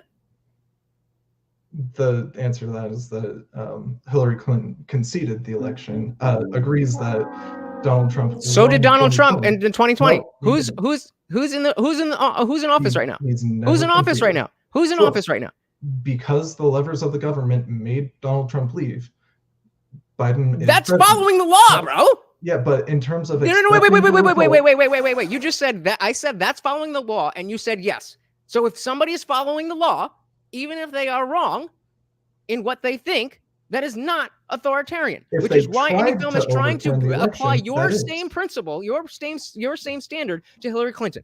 In one case, the person who lost said they didn't lose, but the other person got in office. In both cases, that is what happened. Yes, there's Hillary Clinton admitted she lost. She's still without any nuance to it. She said Donald Trump is the victor of this election. As Donald Trump has said, that Joe Biden is the president of the United States. He literally to this day says he won 2020. Okay, but that's again, he does believe that he won. In the same way, what was it, Nixon and JFK, where was that the one with the Hawaii, and the I forget exactly which way it went. What did Nixon, was just like, okay, JFK went. The point being, the person didn't think they lost, but they that any extrajudicial ways to stop the transfer of power. It was legal challenges. Right. That was a legal challenge that did go through. The election of right. Hawaii so was that's not overturned. Authoritarian. No, but the legal following the law is not authoritarian. Right. But I'm saying that was following the results of that recount, right? And that wasn't even like an attempt to overturn the election. Hawaii didn't even stand a chance of being a determinative vote for the presidential election. I understand they're different. They're different situations. I'm saying the principle is the same. I don't think they are. And so, fine, we can agree to disagree. That some people think that is the same principle. We're talking about JFK and Nixon. If we're talking about Hillary and Trump, or we're talking about Trump and Biden, and some people don't accept that. And so now we know that the people are not going to accept that. So Leslie has a question here. Why do you support establishment candidates like Biden if he has the same donors as establishment Republicans? Wouldn't you want to see someone without donors win? That's a really long question to answer. Simply, when it comes to the presidential campaign or the presidential competition, if it comes down to Trump versus Biden, I'm looking at the substance of what they're saying and the policies that they're for, and I'll decide based on that. But yeah, generally speaking, I would prefer a set of individuals who are not beholden to large corporate interests. I think we can all agree on that. All right, let's dive back in here. And again, guys, there's going to be a lot of agreeing to disagree. There's no possible way that you are ever going to get me, at least in this conversation, to think that that Biden is better than Trump. And I assume the same for David. So it's not what we're doing here. We are trying to just put the conversation, put the ideas on the table, so that how can you exactly questions like Leslie just asked, that when we see that, then how could you possibly see that when the Republicans are just as the same people? Then there's an answer. It's not as he sees, as I'm sure many other people do, the fact that, well, that's the badness of the other side is worse. And that's a fair position for anybody. So let's dive back in here. You love. They promote authoritarian leaders and they fan the flames of political violence that are a threat to our personal Wait. Political violence? Political violence? Yeah, when you tell people that they have to fight in order to stop their country from. What about 3 months of riots that are mostly peaceful, but actually people are getting burned down and dying and closing off the Chaz Chop? That's. Yeah, they spoke out about it at that time. 13,000 people were arrested. The context here, as you just said, the context here is that he's talking about the problems with Donald Trump and the MAGA Republicans, when that occurred under Trump. The violence of the summer of love, summer 2020, was way and outside of that Antifa had been around since Occupy. It is left-wing violence that is way more apparent than right-wing violence. Do you disagree with that? Generally, yeah. And what I'd point to for that is that when any discussion of civil war comes up, it always comes from groups like Stephen Crowder or Tim Pool. Why? Because they are starting to see that as the only solution because of what they're believing from these MAGA Republicans, right? Again, just trying to use the word. So Antifa didn't, so we didn't have the summer love. No one is defending. So wait. So we didn't have that. So Antifa, what was it? Michael Reinhold didn't shoot that dude in cold blood. I don't think anyone is defending these people. But okay, fine. So if you're not defending them, then we're not talking about MAGA Republicans being a threat to our personal rights and all this violence. We are talking about extremes on both sides. We are talking about the extremes of, you want to talk about the Oath Keepers or whatever, and you want to talk about Antifa. I have never met anybody who has been an Antifa, nor have I ever met anybody who's in the Proud Boys or the Oath Keepers or any of these groups. These are not around. But the fact is that the unquestionably, the Black Lives Matter riots were infinitely more violent than anything that has happened regarding Trump. What violence have we had since 2015 when he walked down that escalator that matches or not even supersedes, just matches the level of violence that we've seen from Black Lives Matter and Antifa? Just in a single event, like comparing. No. Just in general, if we take the sum total of violence from the left-wing extremists and the sum total of violence from the right-wing extremists. I believe that it's fair to say that there was more violence during the protests of 2020. Okay, so then I just don't think that the potential is the same, right? The people that did act violently during those protests, that movement has largely quelled down, right? I don't see any sort of protests going on like that, but there is a pretty significant movement that continues to talk about a civil war, right? And that comes down to this specific group of extreme Republicans. I mean, again, I think that's just going to have to be agree to disagree. I don't know how you could possibly think that the level of violence that comes from Antifa is anywhere close to matched.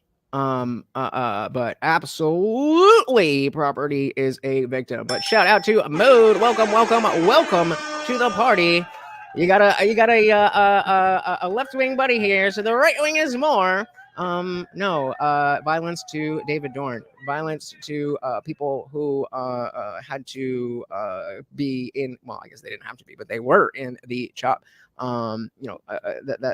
That's again, going to be a lot of agree to disagree on this stream.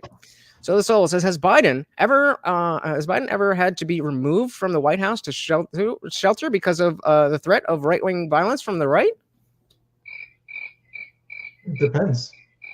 How does it depend? Well, I mean, not at present. I think that. Okay, so the answer that goes towards like how he talks to 529 people, right? St. John's Church. They firebombed the church, and they had to get Trump into the bunker, or whatever you call it.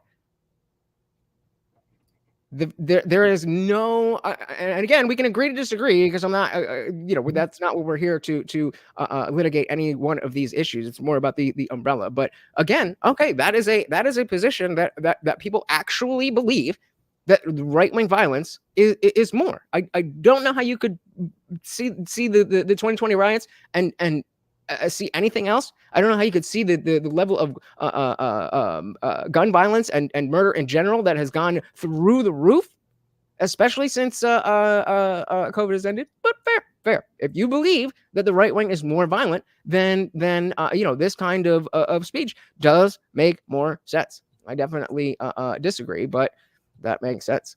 Well, because they don't talk about civil war because they want it to happen. They talk about it because it's a warning if things keep going the way they are. Exactly. Shout out to Joe Mama. Welcome to the party. Said Biden had 2 brain aneurysms and has severe dementia. He is not fit for duty. Yeah, just real quick on the general dementia that obviously he can, put sentences together. Obviously, that speech was gaff free. That other one. But in general, how do you respond to the idea that like he clearly has some really bad dementia moments? I think that he's old and stutters and is not my the top candidate that I would pick for the office. I think trying to suggest that Trump doesn't also have equally embarrassing moments is like just putting blinders on. He makes a lot of really interesting points sometimes. And I think that's something I think that when we get to the Trump speech, that will be a lot of things that you see as like that's crazy. It's like that's not what he meant, but we'll get there. No, but I don't believe Biden has ever called for violence. All right.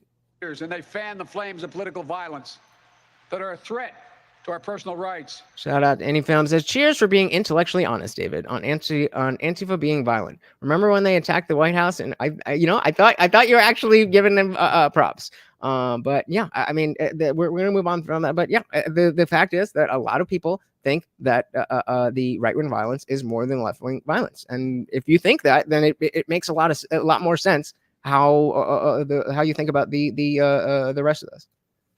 To the pursuit of justice, to the rule of law, to the very soul of this country. They look at the mob that stormed the United States Capitol on January 6th, brutally attacking law enforcement, not as insurrectionists who placed a dagger at the throat of our democracy, but they look at them as patriots. And they see their MAGA failure to stop a peaceful transfer of power after the 2020 election as preparation for the 2022 and 2024 elections. They tried everything last time to nullify the votes of 81 million people. This time, they're determined to succeed in thwarting the will of the people. That's why respected conservatives like Federal Circuit Court Judge Michael Luttig has called Trump and the extreme MAGA Republicans, quote, a clear and present danger to our democracy. But while the threat to American democracy is real, I want to say as clearly as we can, we are not powerless in the face of these threats. Definitely not bystanders in this ongoing attack on democracy. Definitely not. There are far more Americans, from every background and belief, who reject the extreme MAGA ideology than those that accept it. And folks, it's within our power, it's in our hands, yours and mine, to stop the assault on American democracy. I believe America is at an inflection point. One of those moments. Why are you then again? If you are at an inflection point, then why are you using such inflammatory language? If your whole thing is that guy is inflaming things, but I'm going to do the same thing and blame him for doing it. Real quick, shout out to a woman OV Flame over on Kick. Welcome to the party. Yeah, right. The extreme MAGA ideology. We've got my friend David here, who is a liberal. We're going through a Biden speech and a Trump speech, and we know we're going to disagree, but we want to just put out the ideas of what do we think about this. Welcome to the party. What were we doing? All right, let's have that. I believe America is at an inflection point. Yeah. Oh yeah. One of those moments that determine the shape of everything that's to come after. Okay, and if that's you, that's you, that's on you, bro. And this ain't it. Well, but if he's trying to like draw a distinction between him and the people that he think pose a danger to the country, like again, it's just like, how do you draw that distinction? I mean, you could not draw the distinction, just try to ignore it. By saying, how do you? I don't think trying to ignore Trump has ever really worked. It's not about ignoring Trump. It's about what are you offering besides the fact that you are not Trump. There was an Atlantic article that says, please, Joe Biden, we just need your corporeal form. What do you stand for? Mm-hmm. There is nothing, there are no values there. There's just the thing of the day. We have to get DEI. We have to get ESG. We have to get all these things. There's no values as to what are we going to do. I know that there are, but why is he not talking about them? He is though. Like again, he has not said one thing that he's going to do. Right. This is one specific speech that he Sure. made about this specific topic, right? But again, I tried to bring up what I think is more of a typical speech, right? Where he was talking about building up the middle class, that unions are one of the greatest sources of leverage in order to bring wages up for the American people, build American, buy American, And that's great. working bipartisan with Republicans. And that's great when the you're CHIPS speaking Act to the and people, when for- you're speaking to the people who benefit from that. That's one thing. Now you're talking to all of America. Talk about the UAW. Well, I mean, Now I don't know the timeline, but there are lots of other speeches. But that's the point of using the fact that this exists is what people see. Again, we get back to this idea that because of all of this stuff, perception is reality. So you have to create the perception that you want to be out there.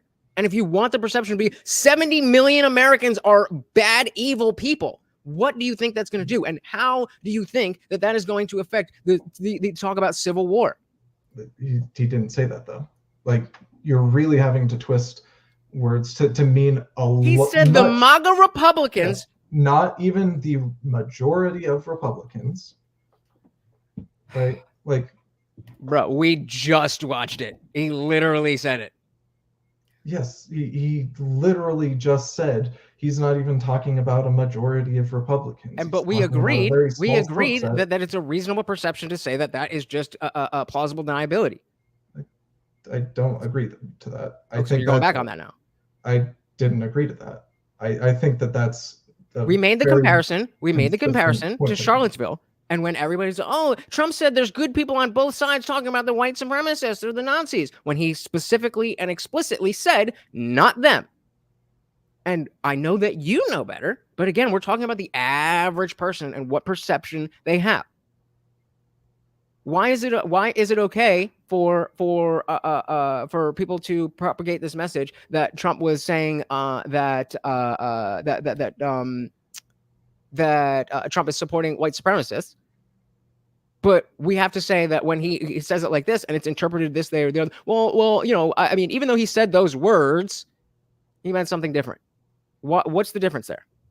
I think it's fair to look at all of their words and take the totality of what they are saying in order to form your view of how they feel about the American people, their quote unquote opposition, this, that, and the other. Like looking at the full context is always better and more honest. I've agreed with you 7 times about that, bro. Yes. So you keep coming back to, well, if people listened more, if people did this, if, I agree. If people were better, then people would be better. I agree. If people were better, things would be better. I agree. Mm-hmm. But people are people. What we're talking about is what is.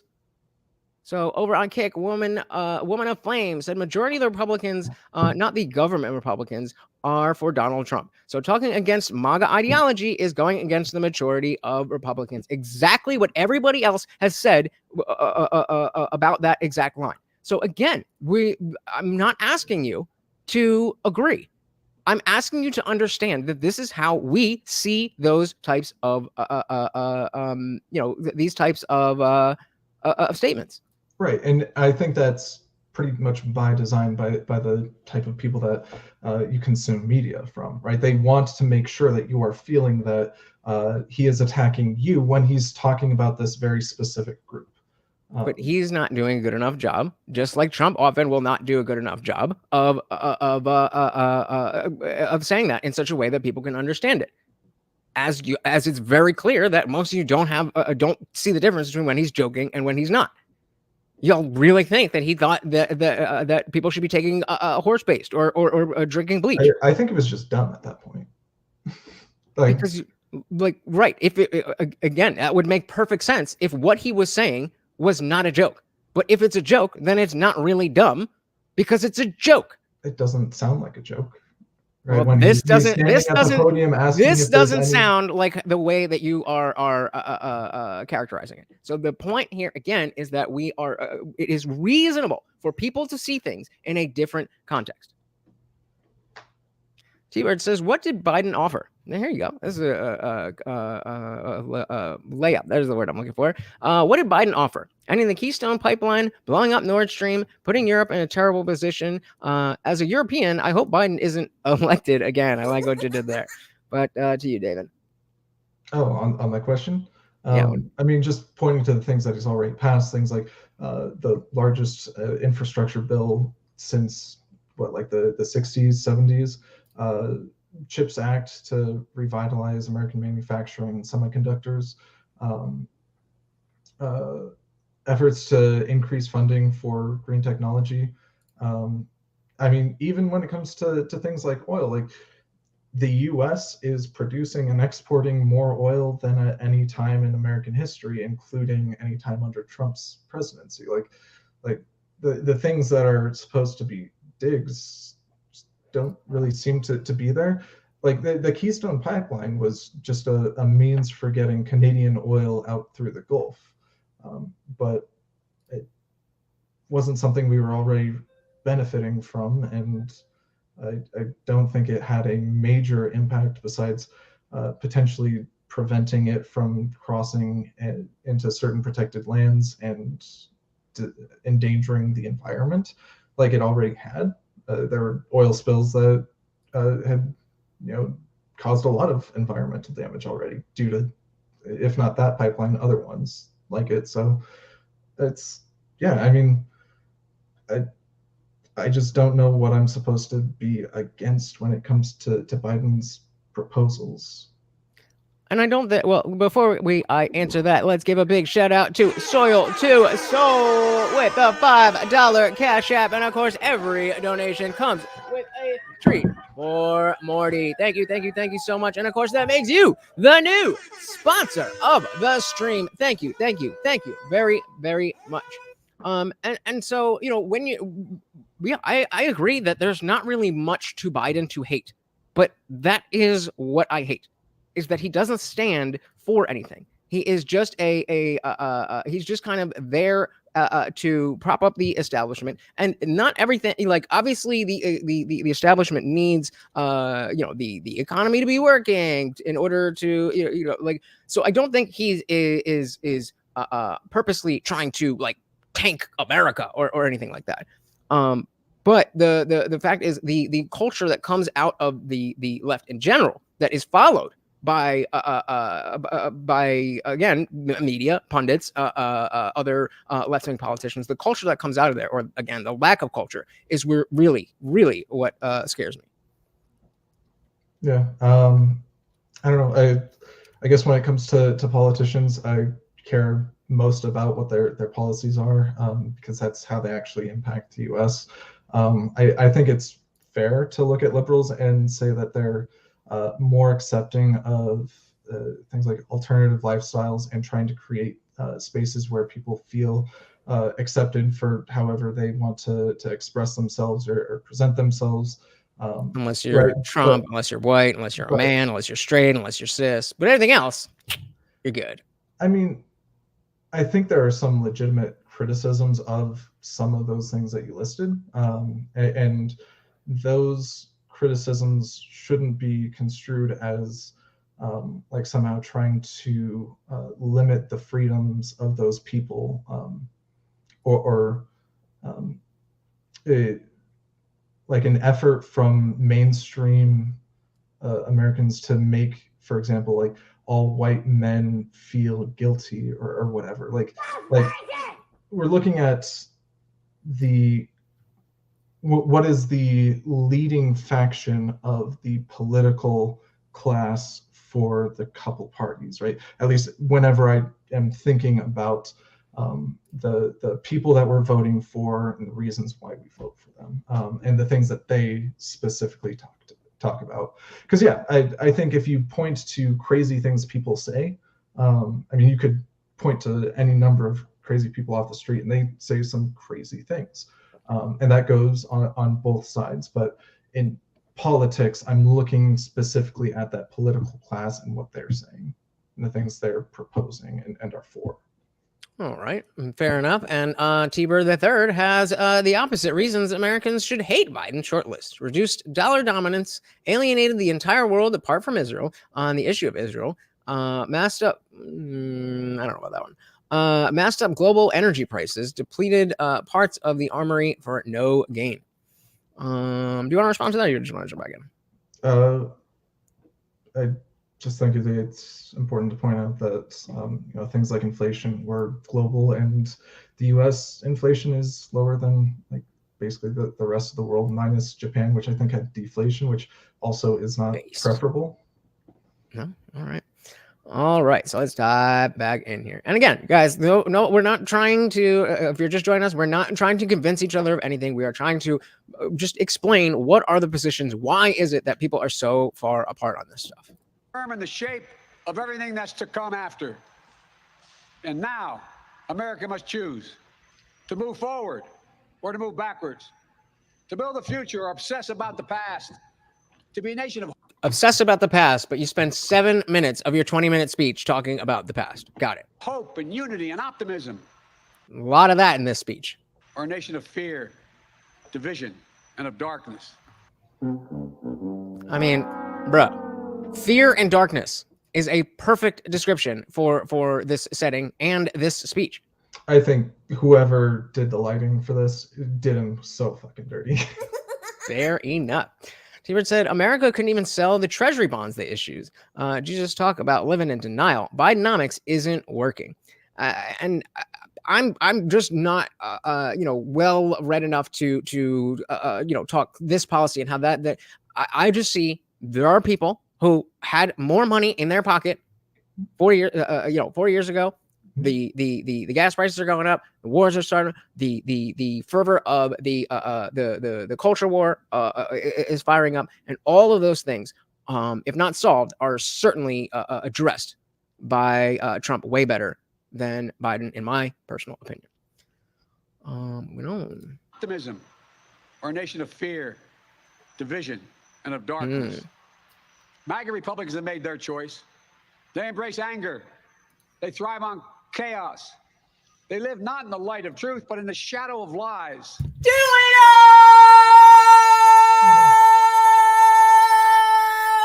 Unity and togetherness and positivity.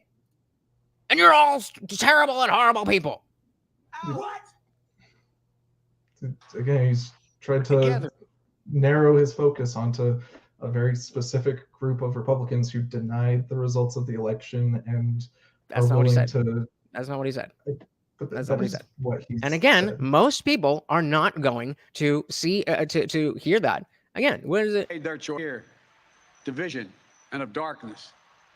MAGA Republicans have made their MAGA Republicans. Not some MAGA Republicans, not the MAGA Republicans who are talking about this, that, or the other. MAGA Republicans have made their choice. They want fear and darkness. That is what the President of the United States said to 70 million people. So I'm not going to say, yeah, right. Just another little dig from YouTube. I'm not going to say that Donald Trump is a unifier. But I'm certainly not going to say that he's more divisive than what we're looking at right now. Grabbing it over. Hold on, woman of flame. I got you. Sorry, they gotta get Kick and Rumble with the chat. So One on Fire said people are so far apart because of the chaos. When no one wants to come out with the actual truth, you get mass chaos. The term liberal, Dem, conservative, Republican are just to divide you. Two wings on the same bird. And I as much as that's true, the fact of the matter is that we there are differences between those labels. There are differences, and even if they are seemingly superficial, they trickle down into how we think, which trickles down into how we behave, which trickles down into our culture. Choice. They embrace anger. They thrive on chaos. Do we? They live not in the light of truth, but in the shadow of lies. I didn't know that. Together we can choose a different path. We can Okay, great. We can choose a different path. What's that path? Give me that path. choose a better path. All right. I'm here for Forward it. to the future.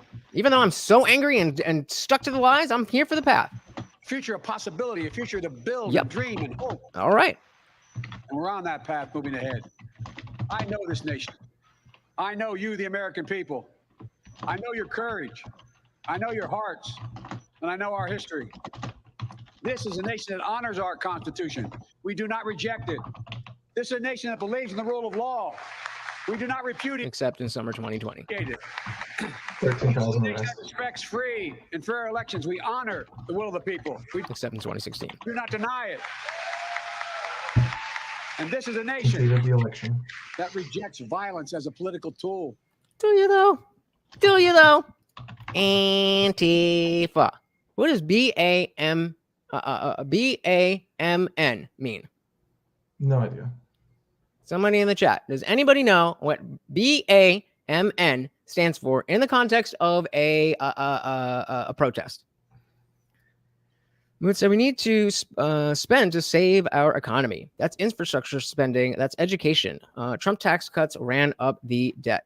I mean, I think that, yeah, so you're going to COVID now. COVID ran up inflation and private businesses that are unrelated continue to inflate your dollar. Agreed. But again, this comes back to the idea of the lockdowns. And even though Trump was the president at the time, it was Fauci who was spearheading, all of the bullshit.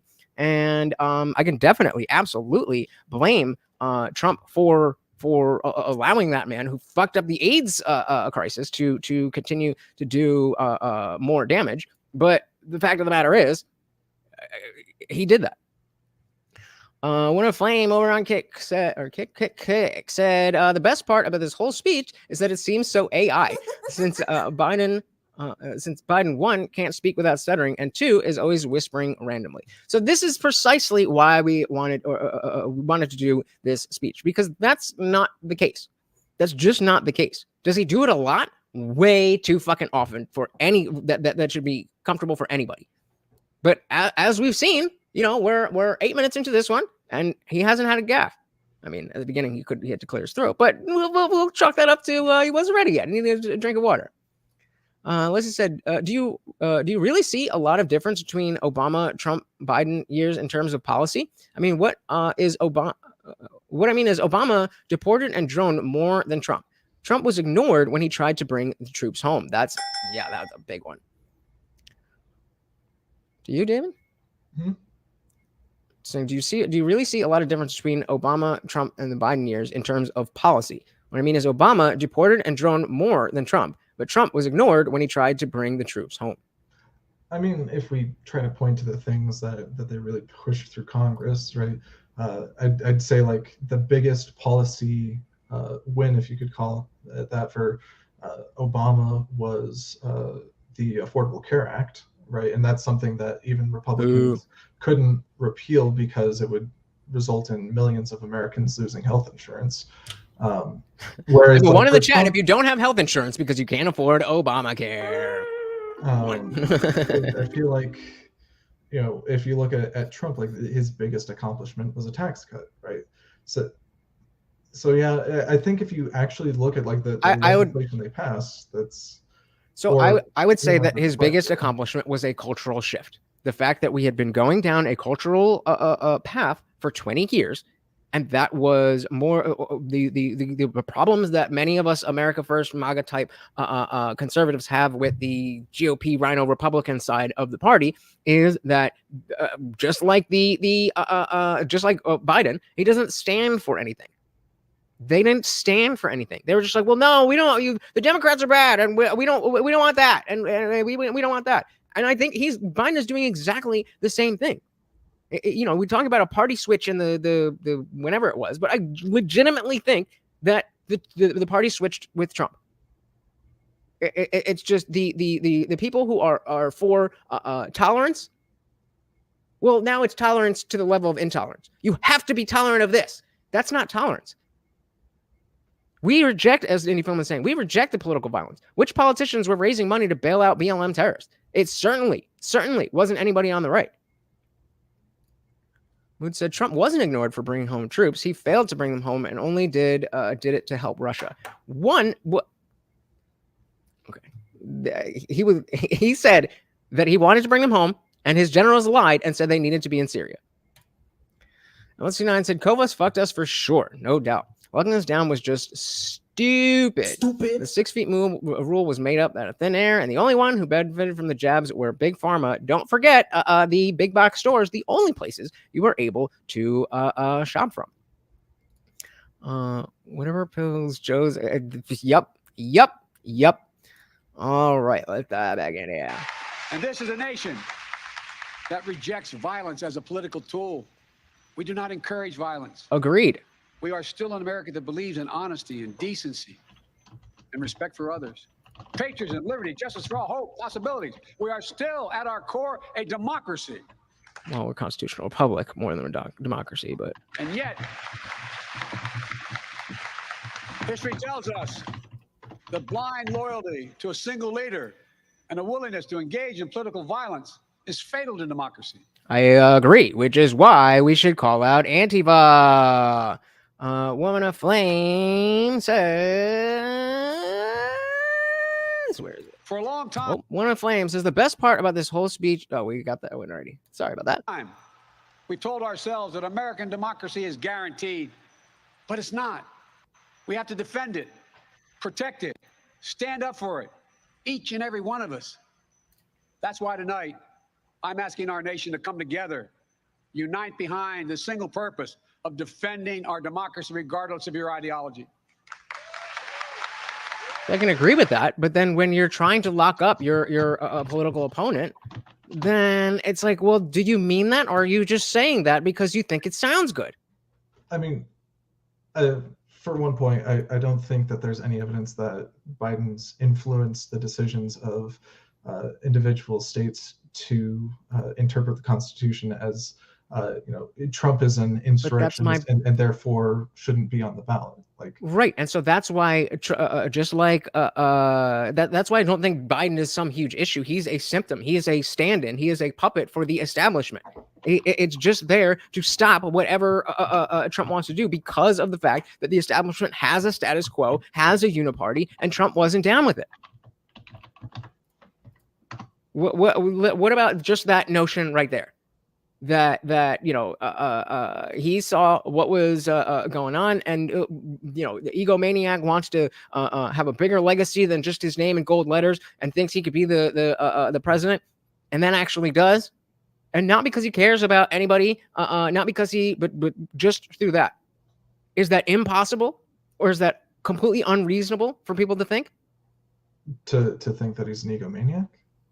No, to think that he did all of these things because of the fact that he's an egomaniac. He did all these things that benefited America.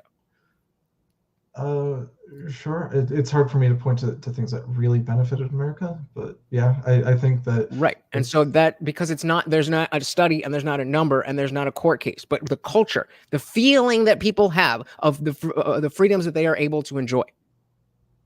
That completely flipped. And yes, COVID had a big part to do with that, but it was the left-wing establishment that created the level of response. And again, we could argue as to whether or not that was necessary, but the fact of the matter is that level of response created a lot of cultural issues. Let me shout out Needhard222 in the building. Welcome to the party. Said Biden needs to retire. The guy is just too old to lead. I agree. Leslie said George Washington owned a farm the same shape and size as Virginia. Of course, we live in a democratic republic. If you have representatives, if you don't have representatives, you have no representation. Well, that's kind of a tautology, isn't it? But I believe. Word up. Anything you want to say before we jump back in? No, let's go ahead. We're all called by duty and conscience to confront extremists who put their own pursuit of power above all else. Democrats, independents, mainstream Republicans. We must be stronger, more determined, and more committed to saving American democracy. and MAGA Republicans are to destroying American democracy. See, how am I not supposed to get that the Democrats, progressives, the moderates, and the mainstream Republicans, they have their democracy, and the MAGA Republicans are coming in and destroying that democracy? How am I not supposed to interpret it? Listen to it again. Democrats, independents, mainstream Republicans, we must be stronger, more determined, and more committed to saving American democracy. All those people are committed to saving American democracy. And MAGA Republicans are to destroying American democracy. Like, right. I mean, it was literally like Trump, who for the first time in American history didn't accept the results and, you know, so opposed the transition of power that, you know, his rhetoric did incite January 6th. Whether you think that he engaged in it or not, January 6th would not have happened if not for his rhetoric, right? And that was a genuine threat to democracy. January 6th, regardless of his rhetoric, January 6th would not have happened if we didn't change if we didn't lock down the country and change the election process. Again, why does that matter if? What do you mean? Why does that matter? You're asking why. You're asking why we're in a position that Trump did something, and I'm saying that you know, there's other causes to that. You're just starting the timeline where it's convenient for you, as if nothing happened before that, as if America didn't exist, as if there's no corruption before 2015. It's not like Donald Trump is saying that you know, Americans voted by mail and therefore the election is, you know, corrupt. It's that he's saying that people who weren't Americans were voting by mail, and he doesn't have the evidence to back that up. And that it's that specific rhetoric that causes people to feel like the election was stolen. I disagree. It was way more about the mail-in ballots. And so M169 says, how am I not supposed to be offended that? And Mood says, maybe you should be. So again, even though I see that you are not trying to say, we have just another average person who's on the left who thinks that it's good that we should, that the president of the United States is saying that all of us over here, we're trying to save democracy, and the MAGA Republicans are trying to destroy democracy. That's bringing us together. What? Why is that? Why would unless I'm completely misunderstanding what Mood is saying and agreeing with me and us saying that we should be offended by that because it's an inappropriate thing to say. I think the sentiment behind Mood's comment there is that if you are supporting the kind of person who does so oppose the results of the election in spite of all of this evidence, then maybe they should reevaluate their support for this group of people, right? I would say that this speech largely is directed towards that persuadable middle, right? The individuals who are willing to work in like a bipartisan manner, as opposed to the hardline MAGA group, right? Where would you put me in that? In which category would you put me? I mean, probably in that MAGA group, right? Because you literally refer to Republicans and Democrats as the uniparty and speak about them as if they, as an entity, should be opposed, yes. Right? So I don't necessarily think that he was making this speech for you. It's sort of like when Hillary said that 1/3 of Trump supporters, she thinks she could fit into the basket of deplorables, right? Like, she's not specifically trying to cater towards that extreme end of the party, but she is trying to persuade the group in the middle that might recognize the dangers that Trump and his movement pose. Okay, and we agreed earlier that they are very acutely aware of how people, how they can word these things and how it's going to. So if way back then, when the basket of deplorables was not a unifying thing among the mainstream Republicans and the Democrats, but rather a division between left and right, then why years later is from this same establishment using this same exact playbook if they're not trying to sow this division? I don't know either. Probably because they're trying to sow division, and they don't want they don't Or want the because only person who they can recognize the rock same their experiences, status quo, the right? control that they have, is Donald Trump, and so they're throwing everything they have at him. That's the Or they position. just see him as like a genuine danger to the country, right? And in that same case, they would definitely try to throw everything they can at him. So did 529, baby. So did 529. We, the people, will not let anyone or anything tear us apart. Again, that sounds like we, the mainstream Republicans and Democrats and moderates, will not let MAGA, not Donald Trump, the MAGA voters. Remember, he said MAGA Republicans. But he hasn't once mentioned voters, right? Like, I think when he's talking about these things, he's really trying to make the delineation that he's talking about a minority of people who act in defiance of like the laws of the country in order to overturn elections. Okay, so according to you and to him, we are those MAGA Republicans. So put a 1 in the chat if you feel like, or rather, that we're not those MAGA Republicans. So put a 1 in the chat if you feel, as somebody who plans to vote for Trump but doesn't think that he legitimately won, and are against the rioting of January 6th. Put a 1 in the chat if the interpretation that you got is what David just said, and put a 2 in the chat if you think that when he says MAGA Republicans, he's talking about you, a person who plans to vote for Donald Trump. It's just it's I mean, you can try to say, well, I just seen a thing. We can try to act like there is a meaning there that everybody is supposed to understand. But if you have to explain it that way, then you're not good at being the president.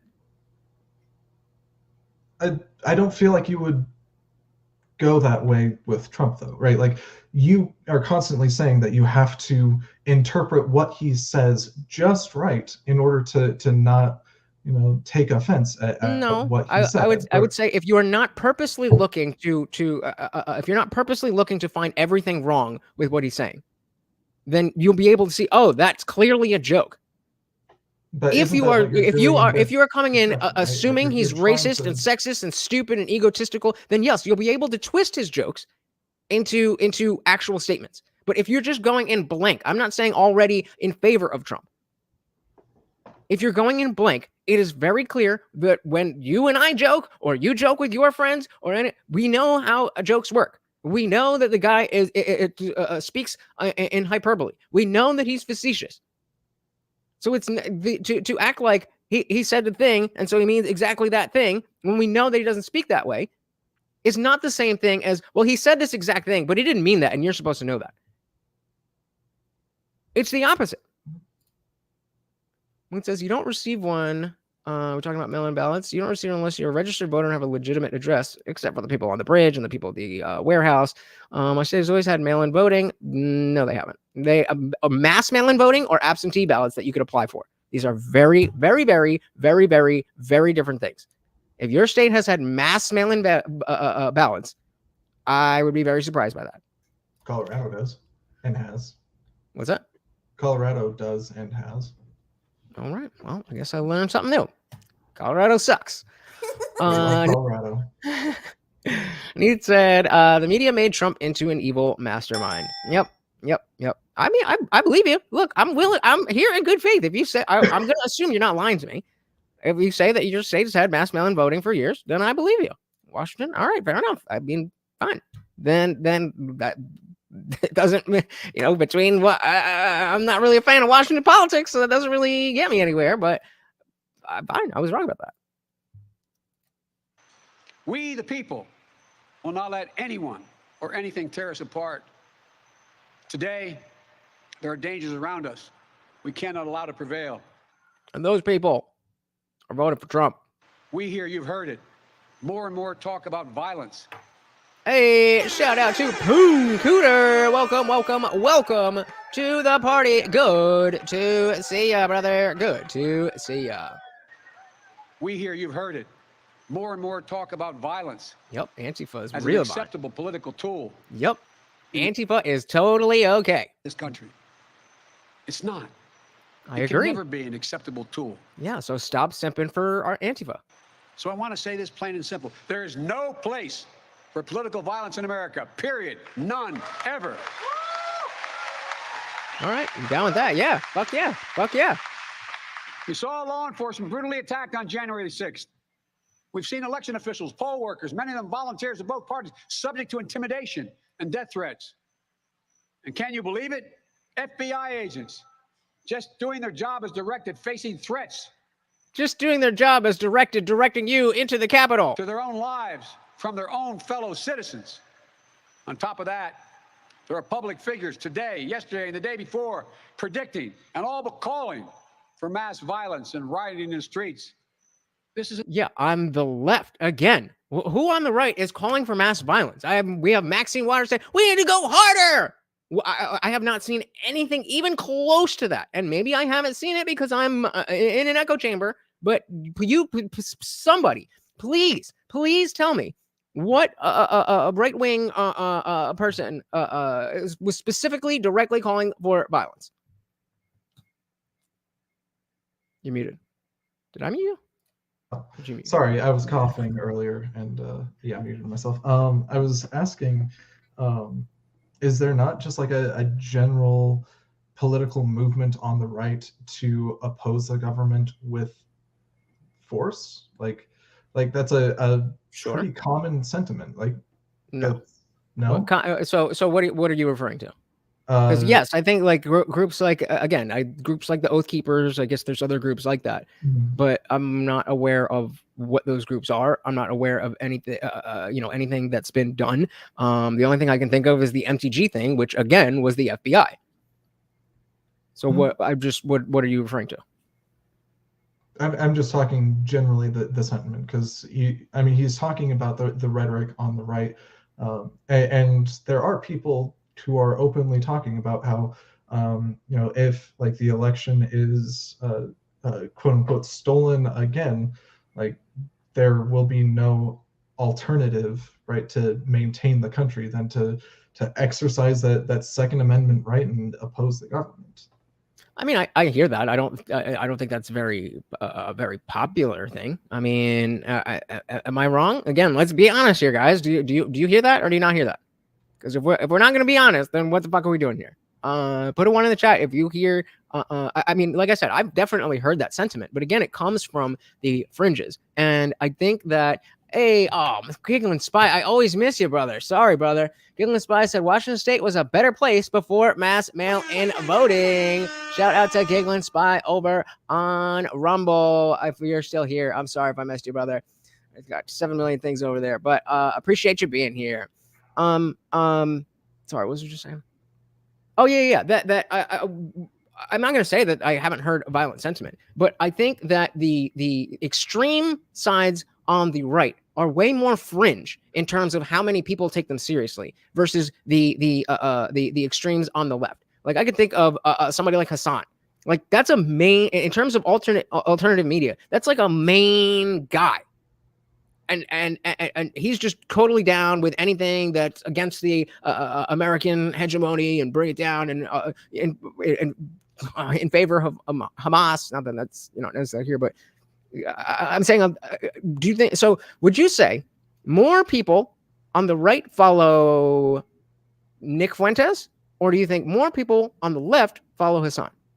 More people on the left follow Hassan, but if you're comparing Hassan I just generally, if you compare Hassan to Biden versus Nick Fuentes and Trump, which do you think there's more overlap on? Biden and Hassan. For Really? sure. Yeah. I think I completely understand the perception of why you think that, but unquestionably, Nick Fuentes is so far out there. I mean, Nick Fuentes literally at a dinner with Trump? Yeah. Has Hassan ever been? And what happened after that? They were best friends, right? They hung out all the time. I think when we're talking about like supporting common ideals, right, that's a pretty strong showing of that common support. versus anything that's ever gone on between Biden and Hassan. Okay, I mean my point is that you can pick any one person. We agree that there's a plurality of extremists on either side. I believe that the extremists on the left are far more in line with a Biden than the extremists on the right are in line with the reality of Trump. And so any film brings up a good question. Wait, have you actually heard that from actual people? You consider on the right, or you heard that being reported by liberal media. So Yeah. I mean, not even necessarily liberal per se, but yeah, I haven't heard any person say I want violence or anything. Like if they lose again, we're taking up arms, or the strongest sentiment I hear on the right from actual people that I'm speaking to is "Don't tread on me." Or step on snake. Shout out to Tim Cass. Really interesting. That's something we got to look into. The fact that Colorado is solid. Oh, until I was like, interesting. They have mass mail-in voting and it's red. Very, very, very interesting. All right, let's jump back in here. So my only resource of information is Twitter. Exactly. The fact is, people do not dive into these things, and we have to. Even if we agree that, guys, you need to be paying closer attention, you need to read the articles, not just the headlines. You need to watch the speech, not just the clips. That doesn't change whether or not they're going to do it, and they know that. They being the leaders on both sides, and they play into that. And one side is pretending to play, not to play into it more than the other. Speaking of common ideals, how about the connection between Epstein and Clinton? Well, I mean, he was friends with Trump too. Come on. All right, here. It's inflammatory. It's dangerous. It's against the rule of law. And we, the people, must say, this is not who we are. Or maybe it just means conservatives are smarter. Ladies and gentlemen, we can't be pro-insurrectionist. Gaff. Yeah. Incompatible. We can't allow violence to be normalized in this country. It's wrong. We shall reject political violence with all the moral clarity and conviction this nation can muster. Now, we can't let the integrity of our elections be undermined. Where are we at? So the sentiments that Biden has said so far: we're all created equal. America is a beacon to the world. Democracy is under assault. We let the people carry the frame of liberty. Let's build a better future together. Straight into MAGA Republicans are a threat to the Republic. Not a majority of Republicans are MAGA Republicans. The GOP is dominated by Trump and MAGA. I, being Biden, I'm a president of red and blue America. MAGA refuses to accept the results of the election. Again, I would say Donald Trump refuses. MAGA sees J6ers as patriots. Wait, what? What? That was one of the things that he said. I must have missed that one. Talking about 529. But we are not powerless against the attacks on democracy. Republicans thrive on it. You know what? Let's do. So you keep working on this, and we'll drop this as a Discord special. That is probably a better way to go about this, because Sounds good.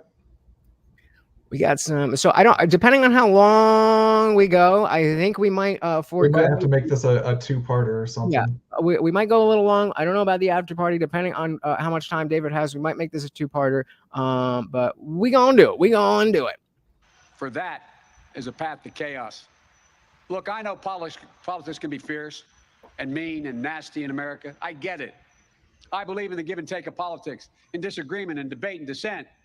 We're a big, complicated country, but democracy endures only if we, the people, respect the guardrails of the republic.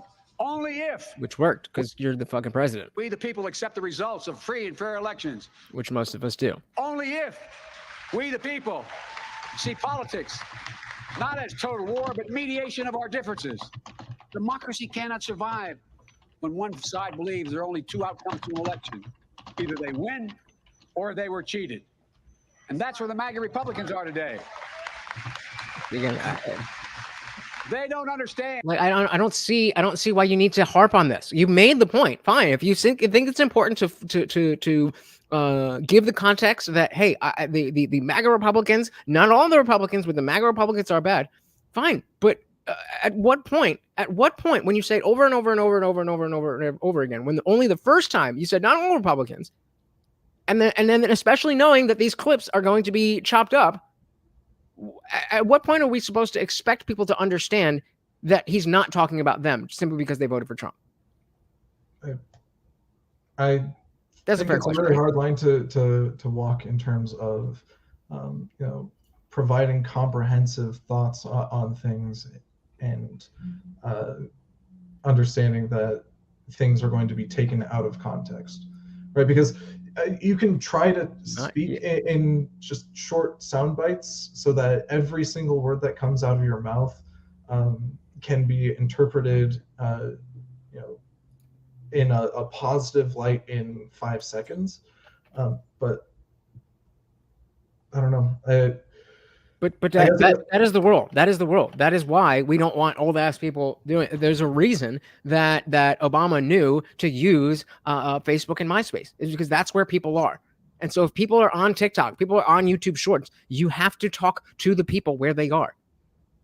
It's unfortunate. Sure, but unfortunate that you can't get somebody to pay attention for more than 5 minutes. Trump as a person is known for being like a inflammatory person who will hop onto his Twitter feed and insult whoever slighted him last, right? Whoever that is, whether they were like a part of his administration or not. Mm-hmm. And so like, I kind of hear you in terms of like, be careful what you say so that the things that get pulled out for 5-second clips aren't used against you.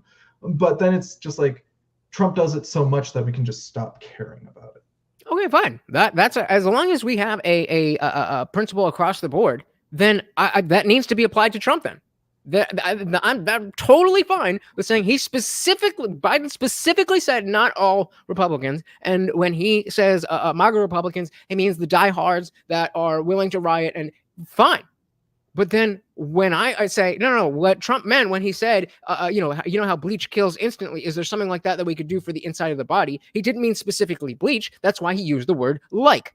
And so then I need that grace as well. They're like, oh, okay, I heard it different, but fine. I'm willing to do. I'm willing to concede that, but I don't think most people on either side are.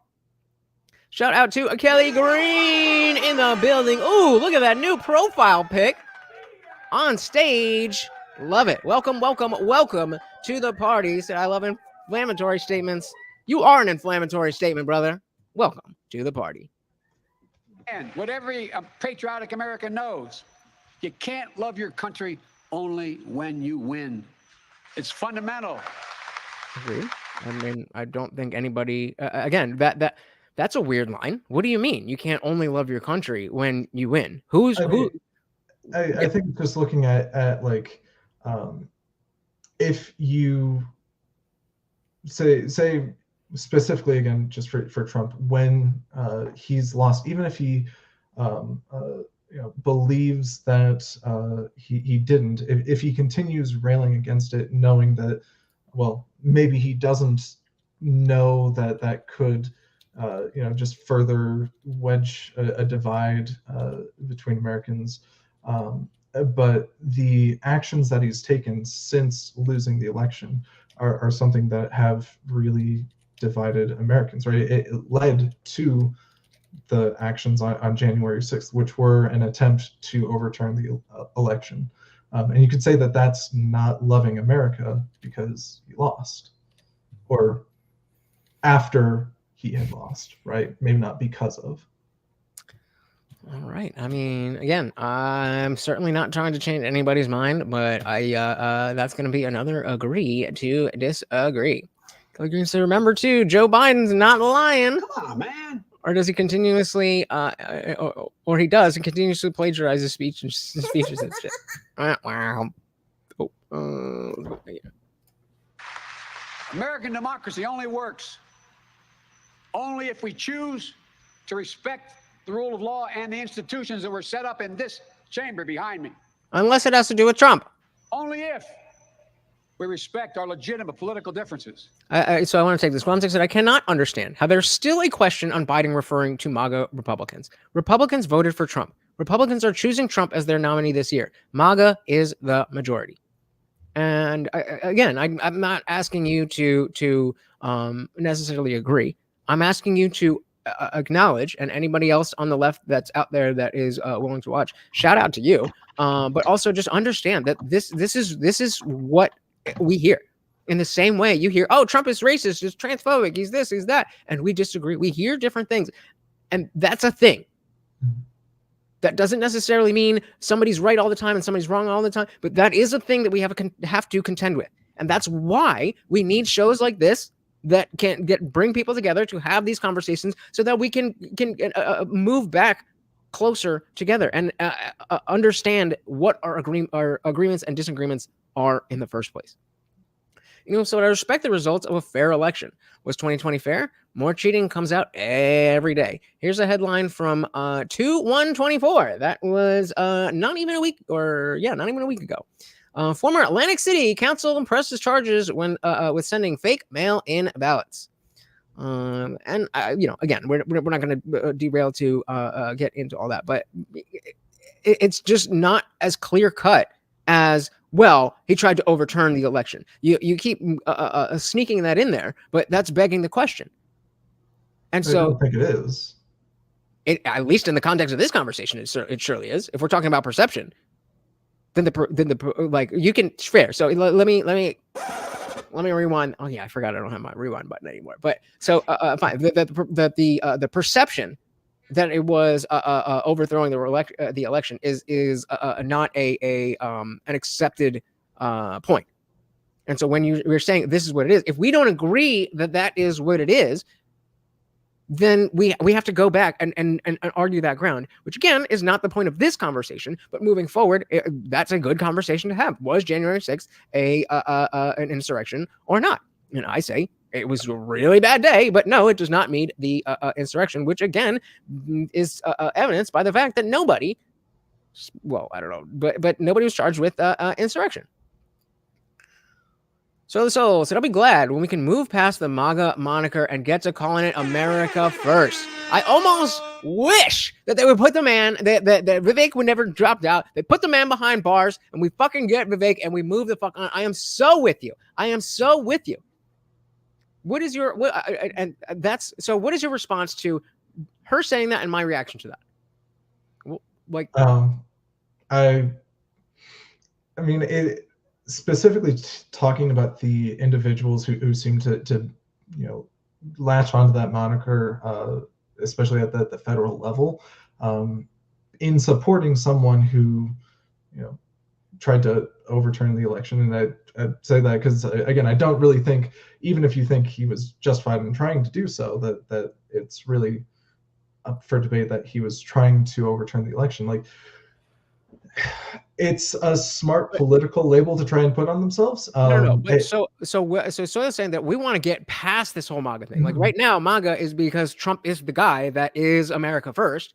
And they're like in the same way that there's division between the MAGA America First crowd and the Rhino GOP crowd. There's also a division amongst the America First crowd and the MAGA crowd. Mm-hmm. And once Trump either hopefully Trump wins and we can put him behind us, and then I think it should be a lot more clear that it's not about Trump. It's not about Trump.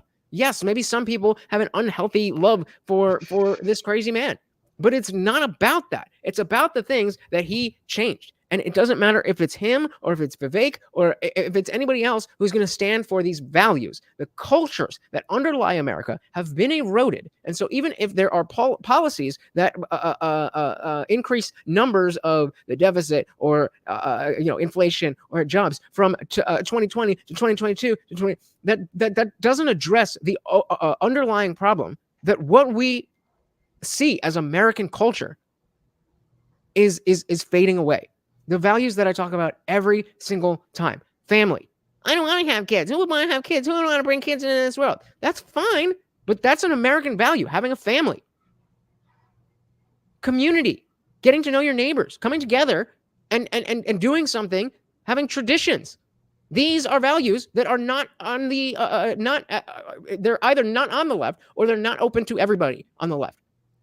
And this is why I am so hard against the Christian aspect of the right, because it does exactly the same thing. It keeps out people like me who have and share your values, and I'm sitting here debating a liberal talking shit about Biden, but because I don't believe in a man in the sky, that is a bad value that you have to believe in this thing.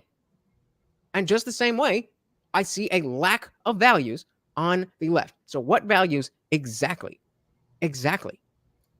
Welcome, Chester, to the party. Good to see ya. So Joe Biden, the Australian here, so just for that context, Joe Biden did have a conversation with former president of France, Francois Mitterrand, at the G7 summit. Oh yeah, that was a recent one, right? He's like, yeah, I was talking to he said that he was talking to him recently. If we missed that one, and so like again, even though there happened to be no gaps in the original auto worker speech. The reason why I didn't want to use that wasn't because this speech has so many gaffes. We're more than halfway through, and we only had that one gaffe, which was barely a gaffe. It was a stutter. So it's not about that. It's about what all of this represents, and tradition, values, culture. These things are important to people who are looking at the things the way that I am. Exactly. To me, I think many others, it really isn't about Trump as a whole. Trump just happens to be the forerunner with previous acceptable job experience. Anyone has a hypothetical for David. In 6 months, evidence comes to light of fake mail-in ballots in 4 swing states that changed the election, the results of 2020. What should be done? I think anyone involved in some conspiracy to defraud the American people should be arrested. And if that involved, for example, a Democratic establishment, then yes, they should also be arrested. Right? Just if this is the case, just prove it in court. Would you say that there should be some that Biden would stay in office, or should there be some process to correct that? I don't see a scenario where somehow between now and the election there's like evidence put forward that gets through court proving that there was mass fraud. So like I think if that were the case, at this point the remedy would be voting against Biden in 2024, because again, I just don't think that any sort of court case like that can finish before the election. Okay, fair enough. Just to back up for a second, I want you to pay attention to the fact that Mood is calling us MAGA. That is coming from the rhetoric that the MAGA Republicans, he would not be saying that without putting us all into that bucket. No, and I think it's a fair bucket to put us in. I think it's a fair bucket to put us in. But if you're going to put us in that bucket and then say MAGA is bad, then you can't expect to Mood, you were saying before, well, yeah, Republicans aren't going to vote for Biden. Well, no shit. Now when you tell them, yeah, you guys suck. All the rest of us are good, but you're all bad. No, I think specifically in this instance, Mood is talking about the very small number of cases of legitimate fraud where people were, taking the ballots that were sent to their son and voting for them, or their grandmother who had passed. Right, there are a number of these cases, but a lot of them have turned out to be like hardline conservatives. But so a lot of them, not all of them, meaning that on both sides you're going to get fraud from mass mail-in voting. Well, I think like a pretty strong majority of those cases have been conservative. I think is the point that he's trying to get at. So we all agree that mass mail-in voting is bad. No, I don't think there's any evidence to suggest that. But you just said there was a bunch of fraud. No, there were a handful of cases, right? A few dozen. Okay. Moving on. I will not stand by and watch. I will not. The will of the American people be overturned by wild conspiracy theories and baseless evidence-free claims of fraud. That's a lie. They're not baseless and they're not evidence-free. They may be wrong, but they are certainly not baseless and they are certainly not evidence-free. I will not stand by and watch elections in this country stolen by people who simply refuse to accept that they lost. You're the president, motherfucker! I will not stand by and watch the most fundamental freedom in this country, the freedom to vote, and have your vote counted. Go, dude. And be taken from you and the American people. Look, I'll just we'll pause here. He's gonna take a little pisser. We'll go through some more of these comments. Yeah. So mood the idea that the cultural notion that family is less important. This is exactly what I talk about. This is exactly what I'm referring to when it seems like on the left, if it's not written down by somebody who has a title, then it just doesn't exist. Do you legitimately think that the general sentiment for how people feel about families and community and having kids hasn't changed? Because that's what I'm talking about. You take this circuitous route. Well, nobody in charge said it, so it's not a thing. You don't need a bill in order to see that I don't need no man. I don't want to have kids. I'm a bad bitch. I want to do this, that. That is not coming from the right. And I with y'all that I'm with you that because of it's only that way on the right because of religion, which is not ideal, but it's a lot better than coming to the conclusion that families suck ass. You don't need a bill to have an idea. You don't need a study to have an idea. And just because something isn't or has not been studied does not mean it's not true. So the Solo said, concerning the hypothetical, but shouldn't it matter if Biden was convicted or not? Shouldn't his name be from ballots anyhow? I'm being hyperbolic, but you see what I mean? Yeah, this is exactly the point. It seems like because Trump's bad stuff is more obvious and not in the way that we're used to it, that we assume that it's worse. It's like how much corruption, how much political corruption were you paying attention to before Trump to be able to compare and say that he's so much worse? Maybe some of you are, but I call me a skeptic, but I don't think most people, left or right, have taken the time to sit down and be like, okay, what are all the crimes that this guy has done that we even know about? And let's compare that and measure that and see, is Trump really that much worse? I don't think that's the case. So I was concerning the hypothetical of that Infam had, that if in 6 months we do find for sure that the election was stolen, should Biden be convicted, and then would he be allowed to be on the ballot? Just saying, being hyperbolic, but we're trying to make a point. So the reason why Trump is being removed from ballots, and that's something that will be decided by the Supreme Court, but it's specifically due to the insurrectionary clause of what is it, the 14th Amendment? But that's but that refers to an officer of the United States, and an officer of the United States is somebody who is appointed by the president, and so that doesn't apply to the president. No, brother, they don't. Like, no. What do you think abortion is?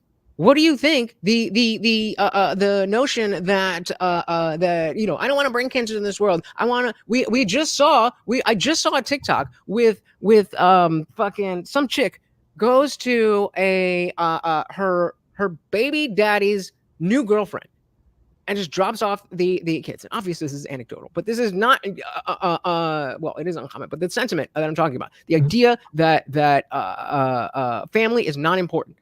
We just had this story with a kid in Walmart that was in a fucking garbage bag.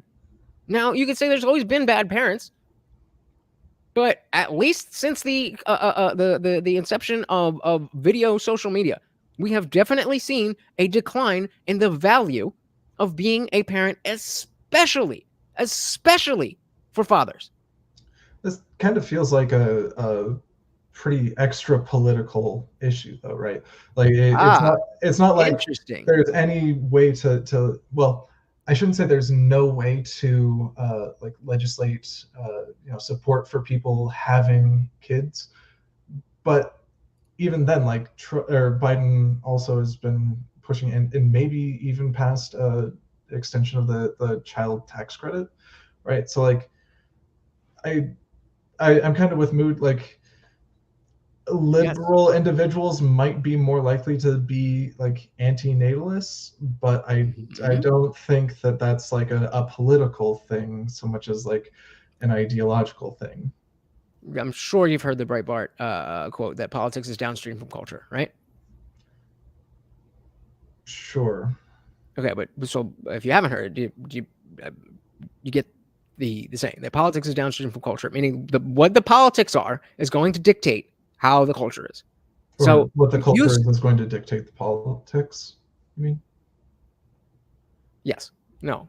Yes. So the fact that the culture has and I mean it is a politics downstream from culture. No. So the policies are going to affect how people are incentivized to behave, and based on how the norms of how people behave, that becomes culture.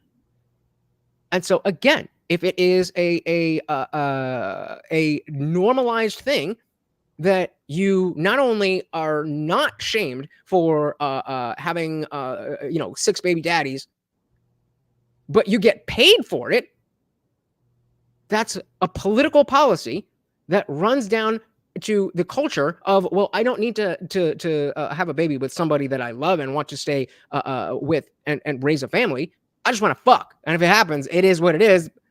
Government's going to give me money anyway. I think that's just like a really poor interpretation of like the intentions of policies, like trying to support single mothers, right? Regardless of whether or not they had left a previous relationship or had a kid outside of wedlock. And I mean, to Mood's point here, right? There's a lot of things that the U.S. government has done that has made it not preferable for someone to stay with the partner's father. For example, like if they have say like they have a drug conviction and they can't hold a steady job, I mean, there's not a whole lot of financial incentive to stay with that person, right? And also exactly, just by putting people in jail, the government policy that you can get the money elsewhere. Sure, but like if the alternative is making them stay within a potentially bad relationship, just to nobody's making you do anything. Nobody's making you do anything. You're a goddamn adult. You make your own choices. Wait, unless we're going to talk about a teenager who is in an area that teaches abstinence only in school, then every single child who goes through the school system has sex education, and by the time you're adult, whether you do or not, then you then you know what you're doing. So this idea that forcing people to have a forced birth. Remember when Lance from the Surfs was on the Culture War? So you're in favor of forced birth? Like, motherfucker, if the baby's in there, it's coming out one way or the other. And so the idea that we're shifting the blame from the people saying you can't kill a baby or you're supposed to stay together because of your choices, it's better for society that we don't have kids running around without parents because that leads to more crime. That all of these things. This is culture being affected by policy. And so even if Donald Trump doesn't have the greatest policies ever, fine, I'm not willing to, I'm not necessarily trying to say that. What I'm saying is the culture behind the policies, and for better or worse, that have to do with religion are at this point better than anything that the left is offering.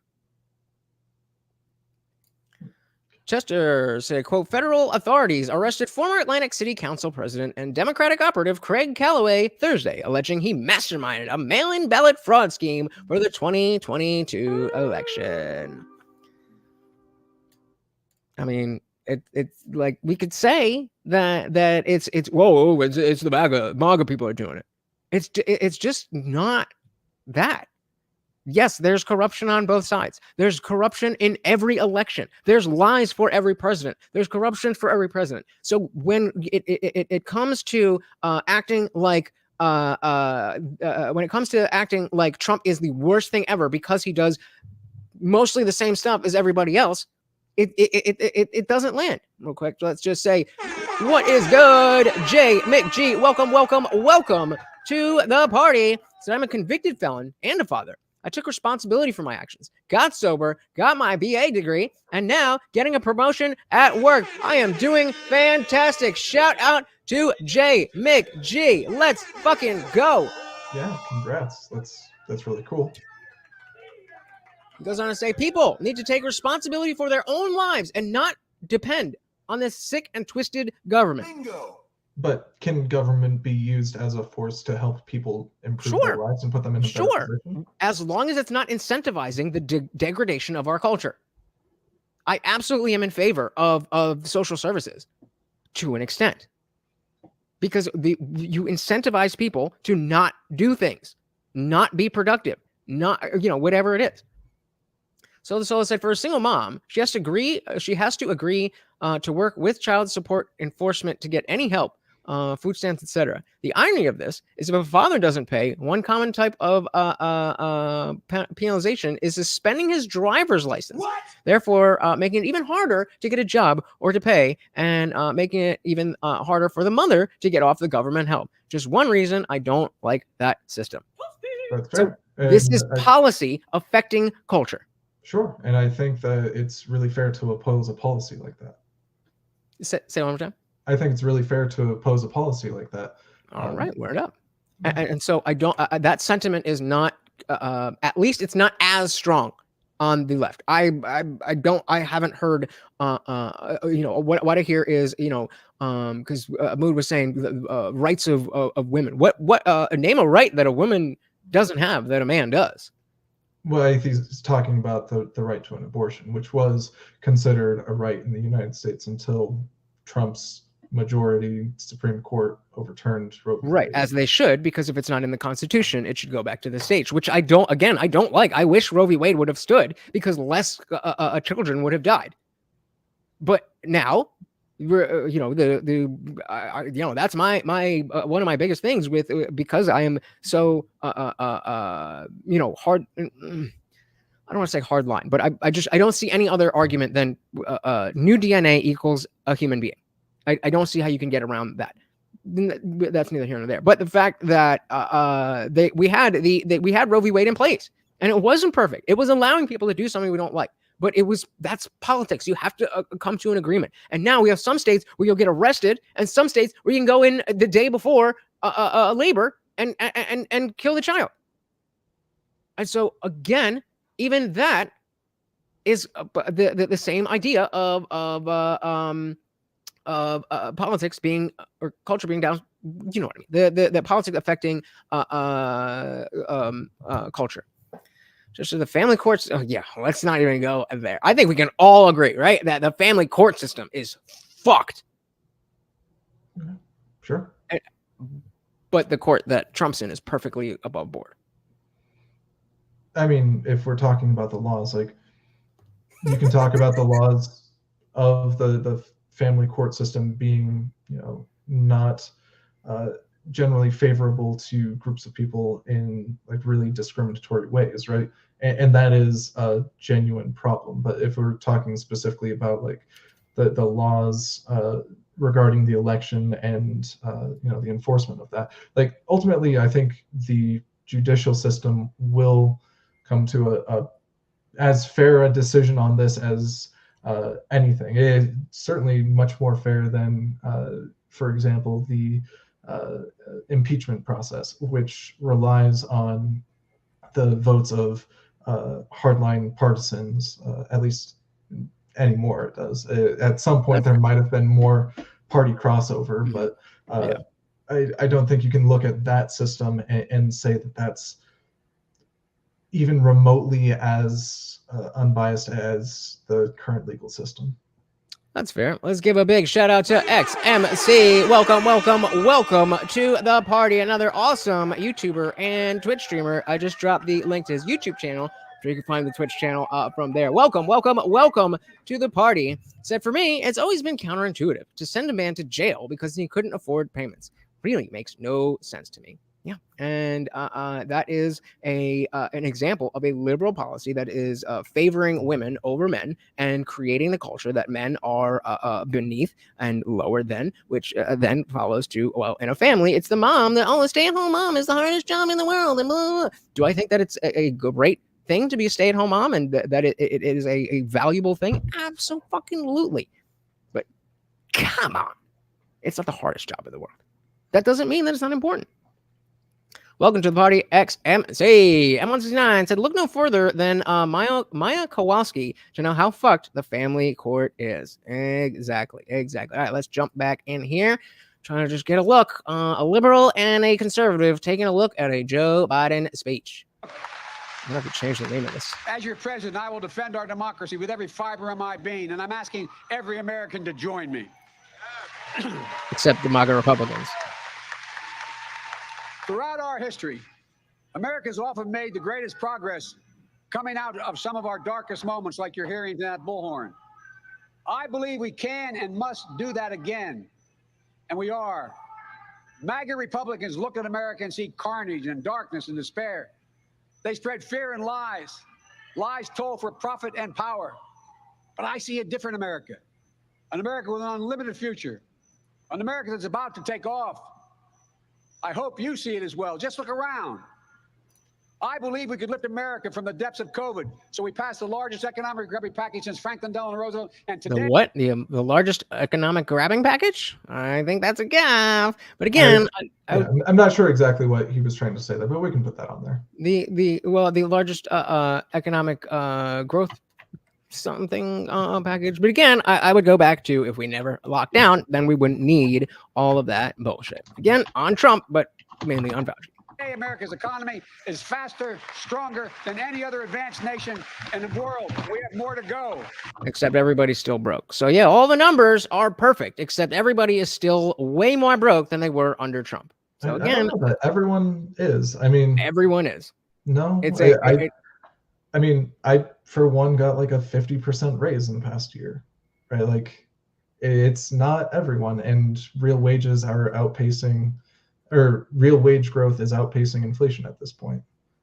Like, we can talk about like inflation and the fact that, yeah, literally like the entire world experienced huge inflation as a result of COVID, right? And the effect that had on supply chains. And we can talk about other causes of that inflation, like large corporations raising costs while also passing on their like largest profits onto shareholders, right? And that is a transition of wealth up into a small number of private hands, right? But I think that's why I hate that Trump allowed the people to get into his ear and shut down. But then it's like, well, if we saw the economy going down and all this need for money printing and all that stuff, then maybe we follow the science and open back up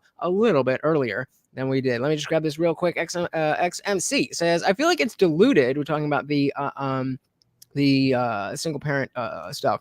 I feel like it's diluted the mental state of a lot of Western females as they look at men as a wallet now, not as an equal partner. Absolutely. And again, that is directly from the policy. Mood says, we actually had a much better monetary policy compared to European countries after COVID. Okay, well, I mean, I'm not in Europe, so I'm looking for better than what was in America before. Just as the family court is attempting to fix a problem that the executive branch created by actively removing fathers, yet still forcing them to pay. Bingo. There's no excuse for that that I'm hearing from this guy. And so, yeah, we could definitely agree that there is there are too many people are being put in jail. Too many people are being pushed out of the house. Too many people are whatever. And if that's already a bad situation, and we see that that's a bad situation, and the left is not anti-family, where is the solution to that? Because Trump's talking about that. Trump voters are talking about that. Pundits who are in favor of Trump are talking about that. I can definitely agree with end the war on drugs. And I think it was Trump was the I think more states. I could be pulling this out of my ass. I heard this from somebody else, so fact check me on this one. But I'm pretty sure more states legalized marijuana under Trump than any other president. I have no clue. And for just to be fair, that would probably have to be framed within State like thing. a 4-year duration, right? Because Also state Colorado and Washington, I Right. think, were first in 2012, which would be like the last 4 years of the Obama presidency. But even then, like I feel like those are very specifically state policies. And Yeah, no, you're right. you can look at which states were, and they kind of follow a trend. Yeah, definitely. Yeah, just they hate children, they hate women, they hate men, they hate everyone except themselves. I don't think they hate women, unless you're saying that they are purposely driving this feminist bullshit into their minds so that they think that they're invincible, and then they hit 30 and they're like, oh shit. In that way, then yeah, then they definitely hate women. There's no way they could support a government who decides family matters if they aren't anti-family. Yep. I believe we could build a better America. So we I passed said, the shit, biggest me infrastructure too. investment since President Dwight D. Eisenhower. And we've now embarked on a decade of rebuilding the nation's roads, bridges, highways, ports, water systems, high-speed internet. And I'll give him that. We were talking about the infrastructure bill, and aside from the racial stuff and the ESG and the DEI stuff, generally it seemed like yes, that's good. That's good policy. But that's about it. Railroads. Put a 1 in the chat if you agree that high-speed internet, not just access to the internet, but high-speed internet, is a right that everybody should have as an American. A right? Do I want to put it that way? How does he? Do you remember how he phrased it in the bill? Because it's obviously not a right, but something that a modern necessity. There I don't you know go. if that's how it's in the bill, but like, yeah, it something needed in order to sustain some Just a normal, standard a modern normal life. So, does anybody disagree with the fact that high-speed internet is a modern necessity? XMC said at least end the war on marijuana. They can keep waging war on fentanyl if they want, though. I mean, that's what keeps very in favor of that. Yeah, I mean, I certainly on the cannabis end. I don't know. I've heard a lot about. So I was just watching Charlie Kirk, and he was at some some libertarian thing, and somebody asked him about the drug war. He was like, I used to be so end the drug war. That's keeping the giggling spy what's akin to the post office. That the only reason that we have all this fentanyl now is because they were trafficking marijuana, and now that's legal, so they switched over. I definitely have to think about that and dig into that a little bit more. So like my position on that is like when it comes to the use and even the sale of things like marijuana, which are less harmful than intoxicants that are already legal, specifically talking about alcohol, which I mean, even at my age, if I drink too much, then it's easy for me to start showing really concerning blood results on like a blood test, right, indicating liver damage. It's something that's really horrible for your system. And so like, I can't stand against the use of people or even the sale of something that's less harmful than that. But when it comes to something like fentanyl, especially, I mean, there's a need to have some compassion for users who are probably in a really shit situation, and trying to produce policies that get them off of the fentanyl or heroin or whatever it is that's gotten them into that. But when it comes to traffickers, I think having a very hardline stance on people who are dealing in it, especially knowingly, I think, there's no reason to not be hard on those individuals and to get them off the streets. So how would you respond to the internet? Shout out to Geeking Spice and I think I'm with XMC here saying high speed internet is a luxury. Normal internet, however, possibly, because a lot of our society is very tech driven these days, and more people work from home more now than ever. Not to mention they're going to start doing digital only licenses and registration for traveling and stuff. So I think this is a good place. What do you think about that, Giggling Spy? That akin to the U.S. Post Office, where you don't necessarily have the right to 2-day Amazon shipping, but you definitely have the right to send mail. I think that's a fair. Yep. All right. Word up. All right, let's move on. We are nearing the end. I believe we could make America safer, so we passed the most significant gun safety law since President Clinton.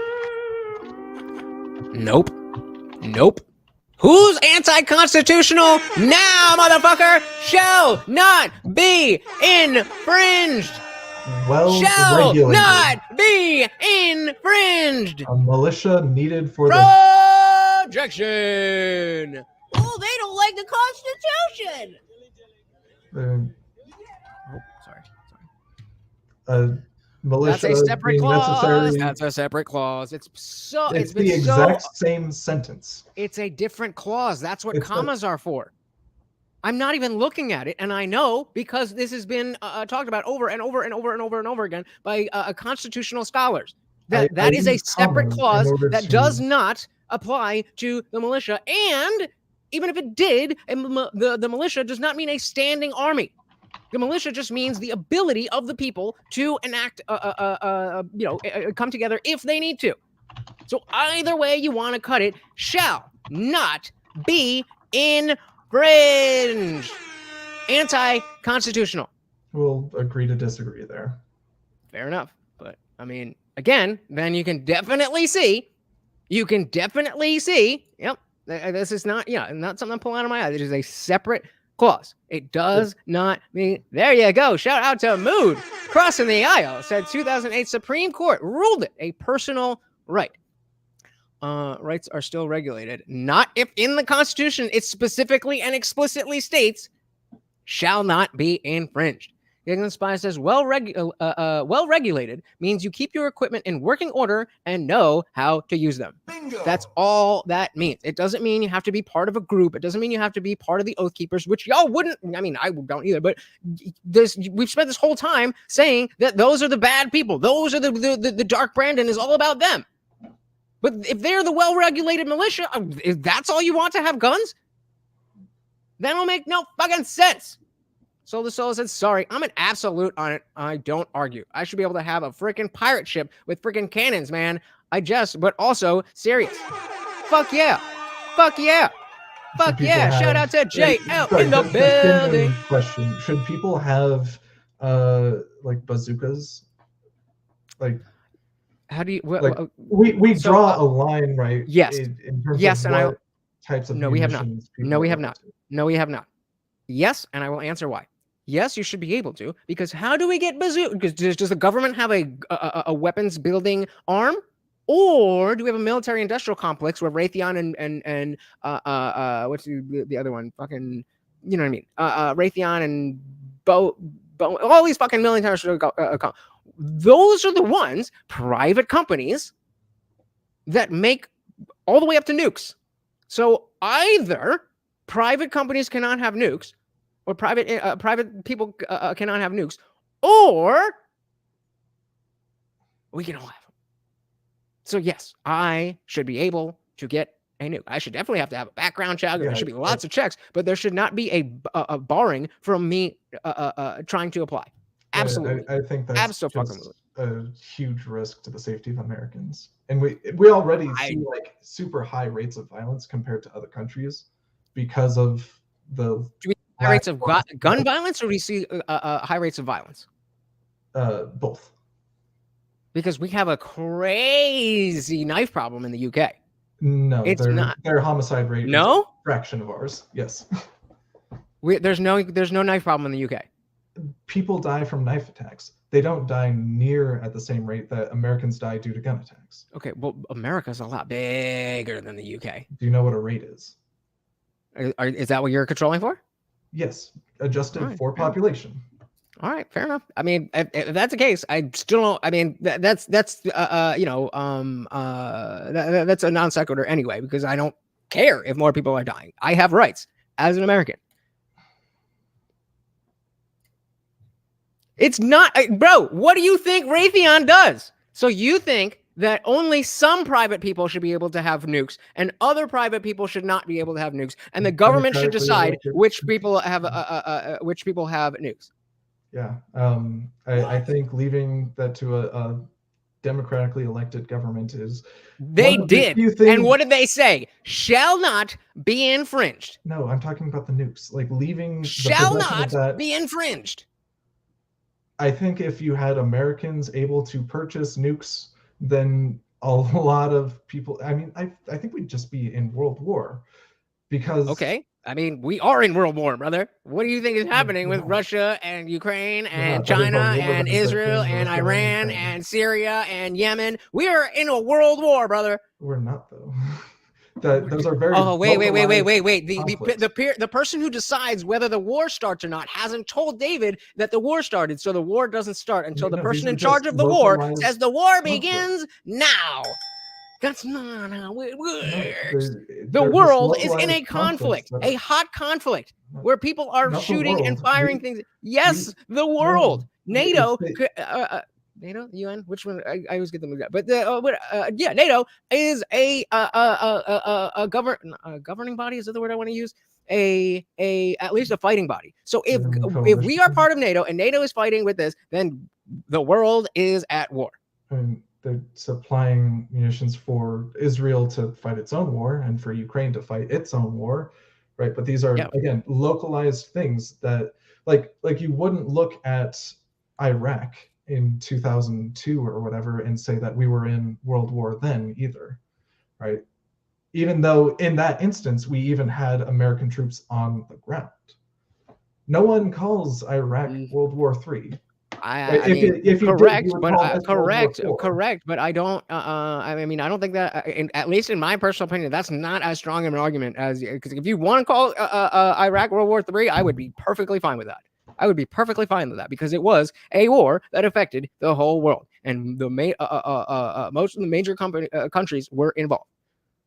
So I mean, it's only a world war if the leader of world wars decides this is a world war. What are we saying? If there's a huge number of different countries that they're private companies, though, Mood. So if a private company can own something, why can't a private citizen own it? They produce it for the government, which is democratically elected. Okay. And because you're not making an argument as to why I cannot have again, I'm not saying that I should own that, I should be able to hold it, but that I can't apply to have those same contracts. In fact, there's a whole fucking movie about this. What was it? With Miles Teller and Seth, not Seth Rogen, Jonah Hill. Anybody know what I'm talking about? It was a whole thing. Interview? Are you talking about The Interview? No. They did a movie. It was like a feature film movie where they were gun runners, and they were like, yo, there's this thing where, because of something that the Bush administration did, now they have to democratize the, yes, thank you, War Dogs. If you have not seen War Dogs, fucking go check that shit out. Oh my God, what a good one. What a good one. But yeah, it's you're exactly right. War Dogs. And like, that's what it is that any old schmuck can apply for the same exact contracts as anybody else. Shall not be infringed. Yeah, that too. All right, let's finish this up. So, I mean, obviously, that's another agree to disagree. But you see the difference in positions. That the words are very clear. The Supreme Court has said it is a separate clause. The shall not be infringed is for personal use. according to Mood, who's doesn't seem to be super pro everybody having guns. Yeah, So I think things like bump stock bans and limits on magazine capacity and things like that. Like those are still constitutional things. Like, yeah, I don't think that the those are unconstitutional. No, I don't think the Supreme Court has ruled against those sort of things. Like even Trump's bump stock ban, right? The Supreme Court still recognizes a limit to the destructive capabilities of the people's personal arms. All right, I think we're getting in the weeds here. Let's jump back in. XMC, I think they recently finally got unbanned from their weapons dealing, like the whole contracts thing. Yeah, it did seem like I think it was like back in the day. I don't think it was that, not back in the day, but like 2000, early 2000s. Oh yeah, let's David, what does AR stand for? Armalite rifle. Yay! All right. Let's jump back in. Yeah, all this bullshit. That is, guns are dangerous. Yes, guns are dangerous. That's the point of the gun, to be dangerous. Shall not be infringed. I believe we could go from being the highest cost of prescriptions in the world to making prescription drugs and healthcare more affordable. So we passed the most significant healthcare reform since President Obama signed the Affordable Care Act. I mean, obviously, Mood, I don't think it's a good idea for like random Joes just to be having nukes sitting in their apartments. Obviously, that's not my position. The philosophical thing is that there's no reason beyond the practicality of that is within those contracts and within those that application process. That is already accounted for. Punkuter said Ohio passed open carry and gun violence is down in all major cities. Guns make people safe because when you ban them, the only people who have them are the ones who are not supposed to have them. That's the only thing that stops. By like every other Western country that has strict gun regulation and far lower violence rates. Say that one more time. Like almost every other major Western country has really strict gun legislation, and as a result, they have very few. An amendment? No, it's a non-sequitur. We're not talking about laws that don't exist. That guns made people safe, and I think that's just flatly wrong. In America, it does because of the fact that people already have guns. But the fact that guns are so violent because people have guns. Right. But people are going to be violent either way. People who are violent are going to be violent. So when you have violent people and we have you enable them to have a gun, then they will kill more people. The people who don't have guns when you ban guns are not the people who are committing crimes. That's what makes them a criminal. If you ban guns, it's just the people who are willing to follow the law who don't get guns. Do you think that every person illegally obtains a firearm if they're trying to commit a crime? Like, I don't think that follows at all. No, but every single person who illegally gets a gun is unaffected by a gun ban. Everybody we don't want to have a gun is unaffected by a gun ban.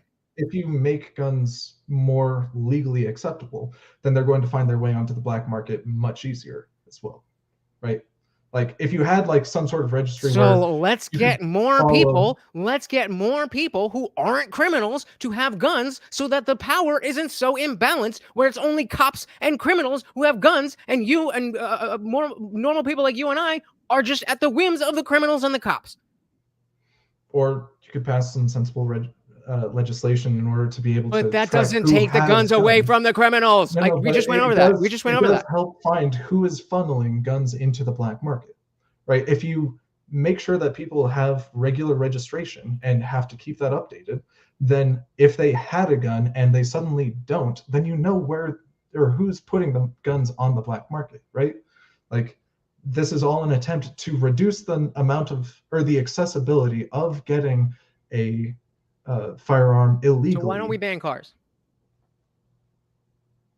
Because they're a necessity to argue guns are too. they aren't. There are tons of modern countries that don't have guns. I don't care. I am not in any other modern country except in Okay, America. but And other countries have I cars. personally believe that in America, a gun is a more of a necessity than a car. Disagree. I don't own a gun. Me neither. But I'm very, very worried about that. And that is why as soon as the fuck I can, I'm getting out of Jersey and going to somewhere where I know that I can, where I know that, that I can get one. Shout out to Mood. Thank you so much for stopping by. Thank you for, the pushback, the agreement, the engagement. We love it. And thank you. I wasn't sure if you got the moderator thing before, but you are, in fact, a moderator. Thank you. Thank you so much. Poon Cooter said there's no 2A in Mexico. How's the crime down there? It's doing great. It's almost like everybody is like going from Mexico to another place because of, all right, whatever. Just fuck with it. Let's take this one to dive back in. XMC said the U.S. government is one of the biggest distributors of guns on the planet. We add to the influx of guns into the black market. Yeah, and you can't have a black market if it's a white market. So that's my position. Let's agree to disagree once again, good sir. And I believe we could create a clean energy future and save the planet. So we passed the most important. So the soul's getting mad. Oh shit! I can't wait to hear what Soul's got to say about this. So we're gonna save the planet, guys. The planet is gonna fail. The planet is gonna fail. Most important climate initiative ever. The cynics and the critics tell us nothing can get done, but they're wrong. I don't think nothing can get done. I just don't think the things that you're trying to get done should be done. There's not a single thing America cannot do. Not a single thing. Just on that point, do you believe that the U.S. should not invest in the manufacturing needed to produce things like solar panels and windmills domestically, right? Like, let's just say that, generally speaking, electricity companies are moving towards renewable resources. Do you think that the U.S. should do nothing in order to incentivize that manufacturing here in the United States? Or should we actually pass legislation that helps to build that manufacturing capability here? If we are going to double down on, we have to use these quote unquote green energy, renewable, solar, anything besides nuclear, all these lithium batteries that have all the cobalt. If we are going to do that, yes, obviously I would prefer it to be from America than somewhere else. However, I don't think that we need to invest money in that bullshit. We have plenty of fossil fuels. We have plenty of drilling to do, and we should invest in nuclear. King Spy said, by our powers combined, we can save the planet. Only you can do it. Sorry, that was a good one. But yeah, I think that it's just the okay. So let's do it. I'm 169 is saying solar, yes. Wind, no. I'll give a hint. It's called seasons, and they run in cycles. So even solar, though, does it not have the same problems of the lithium-ion batteries of electric vehicles?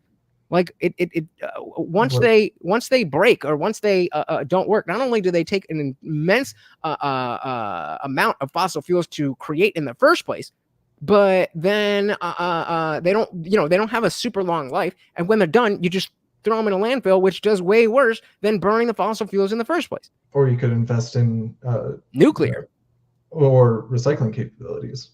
Recycling is a flat out lie. It's not. It legit, like there's videos upon videos upon videos of people following a specific serial number on a water bottle. They put it in it all goes to the same fucking place. Recycling is a lie. It is a complete lie. So that's all I said. I think we should totally invest in solar. Okay. I also think it should deregulate the energy industry as a whole to allow for more widespread innovation and allow the market to move us past fossil fuels. So yeah, if we are going to renewables, then yes, America over anywhere else. If we are going to move into those areas, I mean, I know Solar the Soul is definitely more well read on climate stuff than I am. So I was under the impression that that solar panels and these lithium ion batteries are basically essentially the same thing. Okay, maybe I'm wrong about that. I think we all agree that. Well, what are you in favor of wind farms? Am I? Yes. Yeah, generally. And I say this as a person who's like, I mean, I make my living from the solar industry, but wind makes up a lot of ground where solar, comes short in terms of like if you have the redundancy for wind, then you do still gain power from it long beyond sunset, just because like whenever the sun sets, that causes a large change in local temperatures, which also increases wind and production. So it makes up for some of the weaknesses that solar can have itself.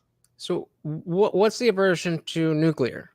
I don't have an aversion to nuclear. I just think that currently it's more expensive, and most people are trying to focus on solutions that will get us off the most CO2 the fastest, right? Yes. And that's not a long-term plan. And that's another issue I have in general with a left-wing ideology, is that this is the problem. We have to do something now. Otherwise, and I don't think that is the case. As we've said a million times, CO2 is plant food. The way that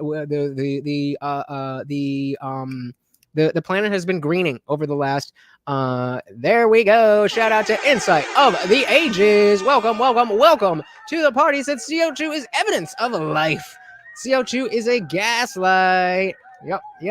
I mean, it was also one of the causes of the great mass extinctions of history. Yeah, a large volcanic activity resulting in massive. Okay, so volcanic activity and turning your AC to 78 degrees in the summer. That's not what we're talking about. So yeah, if a volcano is about to explode, then yes, cause, right? What's that? But the cause is the same, right? Having yes. If I take a knife and I put it to my, can I say that? If I take a sharp thing and I put it to my wrist and I press it, I'll probably be pretty good as long as you don't press it too hard. But if I do the exact same thing but a little bit more, that's not going to work out well for me. So that's not an argument. The argument is what degree of CO2 is a problem, and we are not at that level. We are, though. Like this is one of the most accepted. It's the science. The science. Yeah, I forgot. It's the science. 97% of climate scientists agree. Yes. Therefore, it's the truth. Just like 99.999.99999% of people agree that we live in a heliocentric universe, and then they were wrong. Consensus is not science. So we are not in a mass extinction event right now. Look at the past 5 mass extinction events recognized and compared to what we're experiencing now. It's laughable, really. Siberian traps anyone? Instead of the Ages said pollution is the main issue, and the biggest polluters are the entities that own the media and research systems. They have set CO2 as their scapegoat, accepted by the science. Yep, not science. Yeah, I mean, and again, we can agree to disagree, but I was the first contentious political conversation that I had with my dad when I was a never Trumper and I didn't know shit about shit. We were at a restaurant and we were talking, and I brought up something about climate change or global warming. And he was like, that's a hoax, and I was like, Dad, quiet. What? You believe in global warming? Like what? That was about 10 years ago when we were told for the 3rd time that we had about 5 years to live. Just saying. And as we've repeated, consensus is not science. I've lived through a coming ice age, says M169, rising oceans. Guess what? None of it happened. I mean, if repeated scientific experimentation all supports the same thesis, like paid by who? The food pyramid. The food pyramid was the science.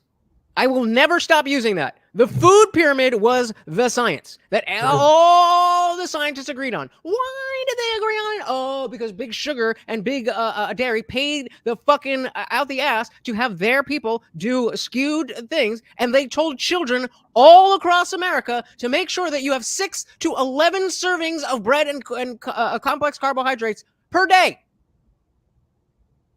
Yeah, I just don't think there's a ton of dietitians, and it's a really simple concept to pawn off on people.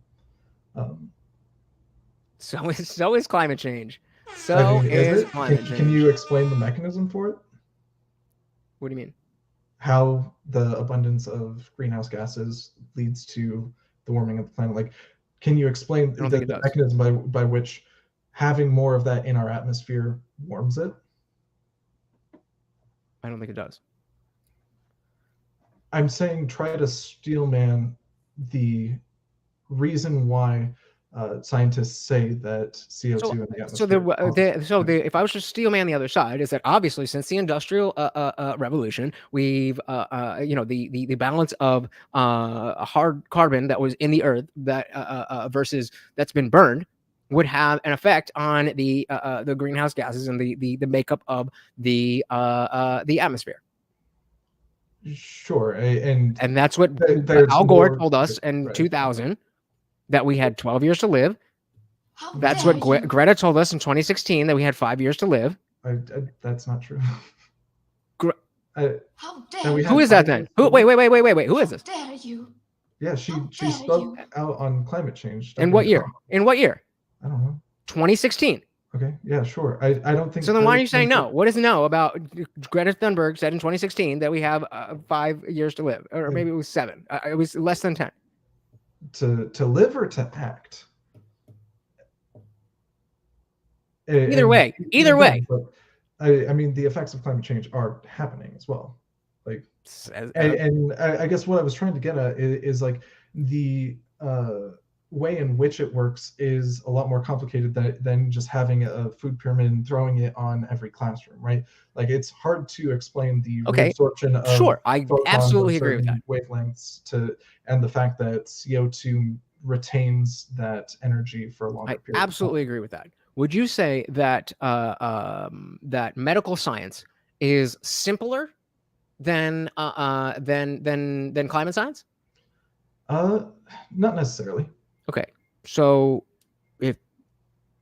then complexity doesn't matter, because in this area it was complex or simple rather, because there's it's not as complex. So if it's not different, then what do we then that's a non sequitur. I'm just saying that there's a reliability and the mechanism is incredibly well understood. Okay.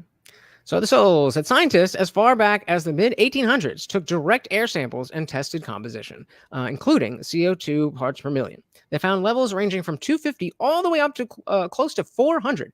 CO2 isn't as cut and dry as told. I actually hope we get more accurate models now that the sun is being included in solar forcing models. I don't even know what that is. It's talking about like the distance that we have from the sun, and also like certain periodic cycles in the intensity of the sun.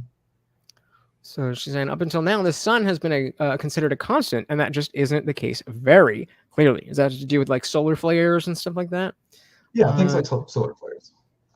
Yep. Yeah. I mean, the Giggling Spy said they call them greenhouse gases, so we think of the heat of a greenhouse. I've been seeing the propaganda since the 70s, and certainly fell for it. Yeah, I did too. Like, shout out.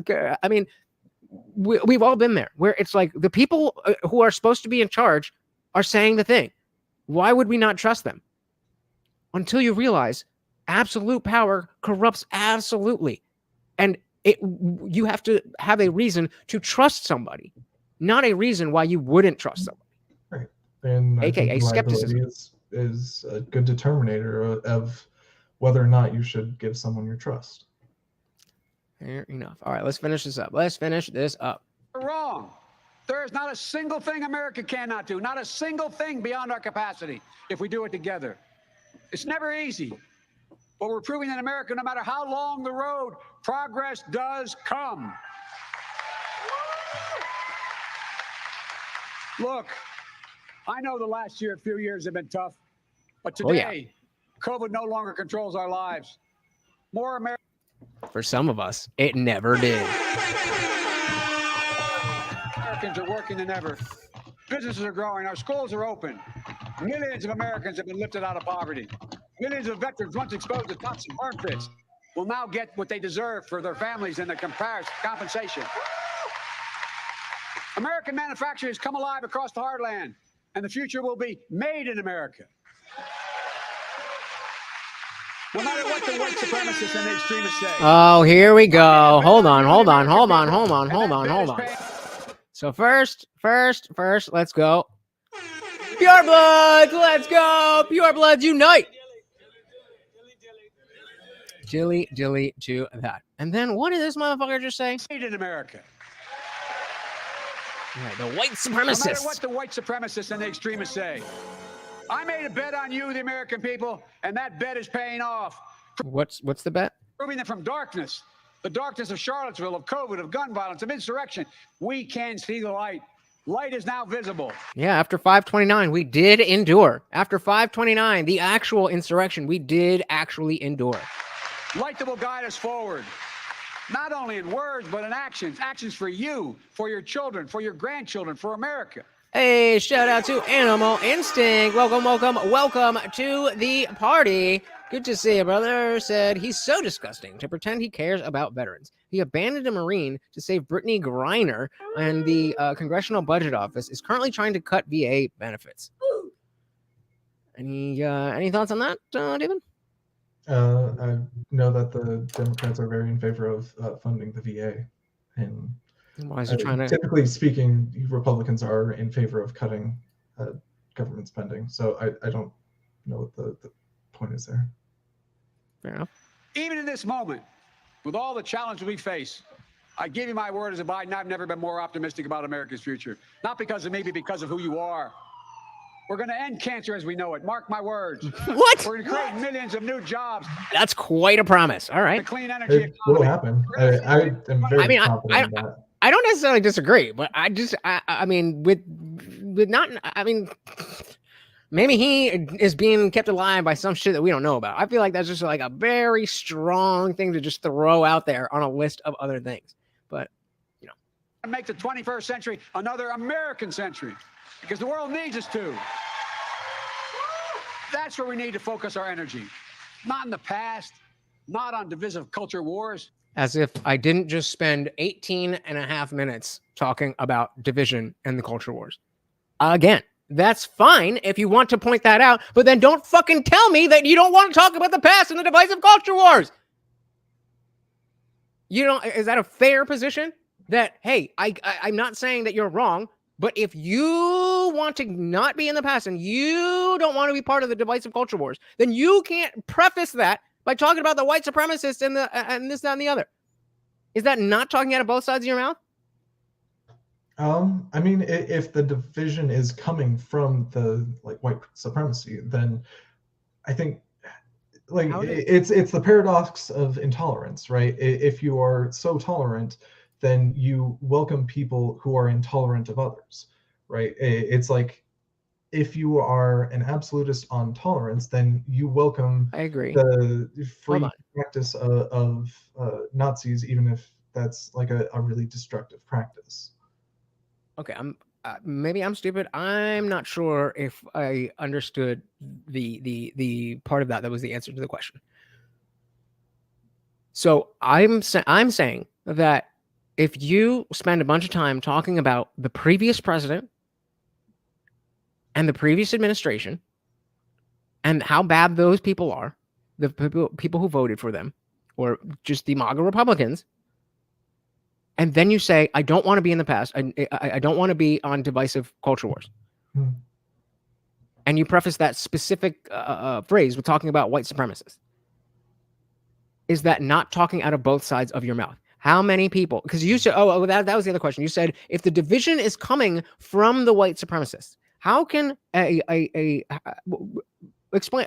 Can you explain what that means?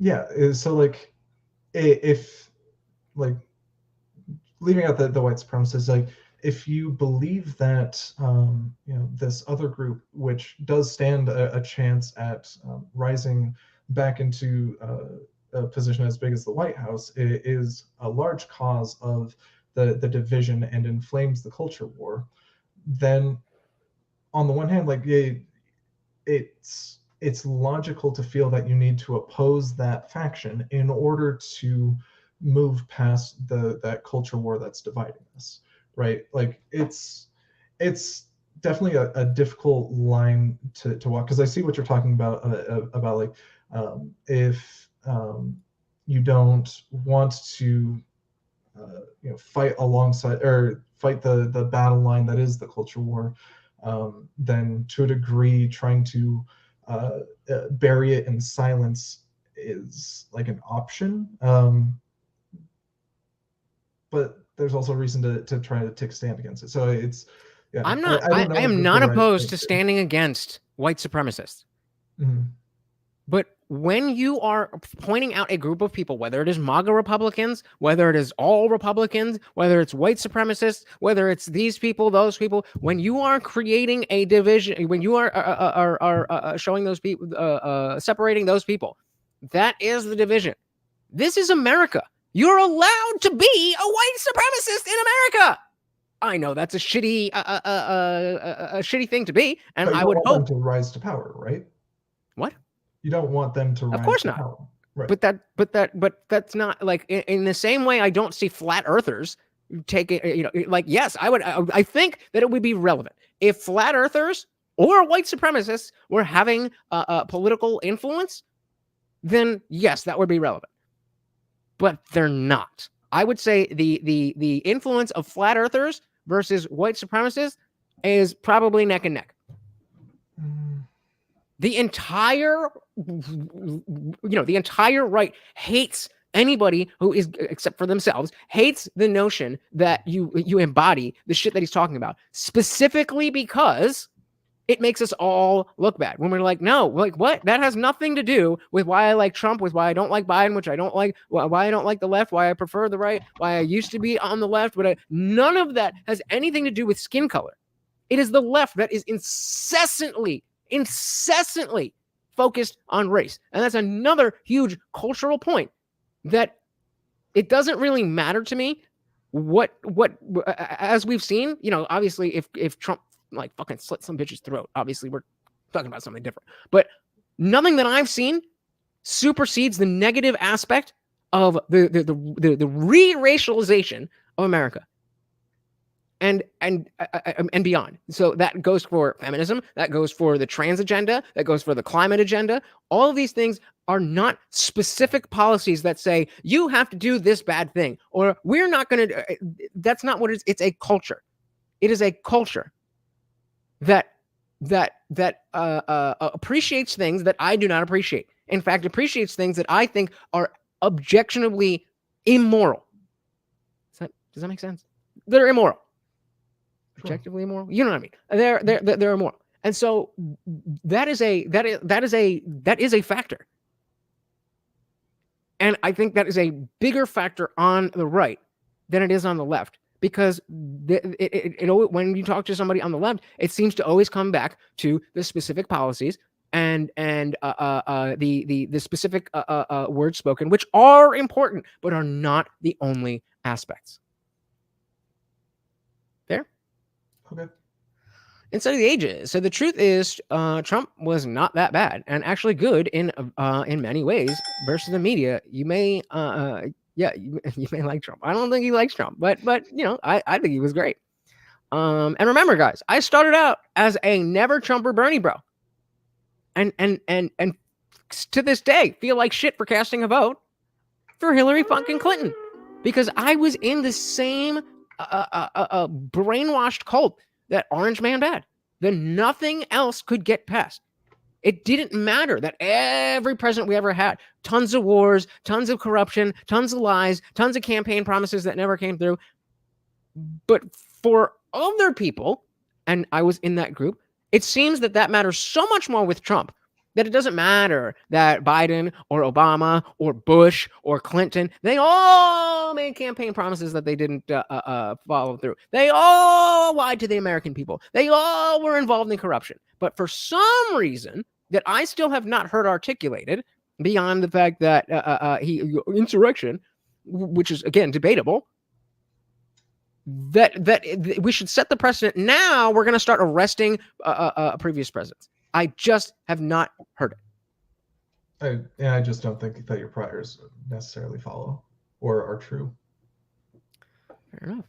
Hubert said, when I grew up, people said the Republicans were the war hawks. Now it's certainly the Democrat. It's definitely both. There is no that is the uniparty. So you have the establishment. That's exactly what it is that we are as an American first person trying to get away from. It's both sides working together, creating these manufactured differences so that they can spend money all around the world, and we're fighting over skin color and trans this and are you allowed in the bathrooms?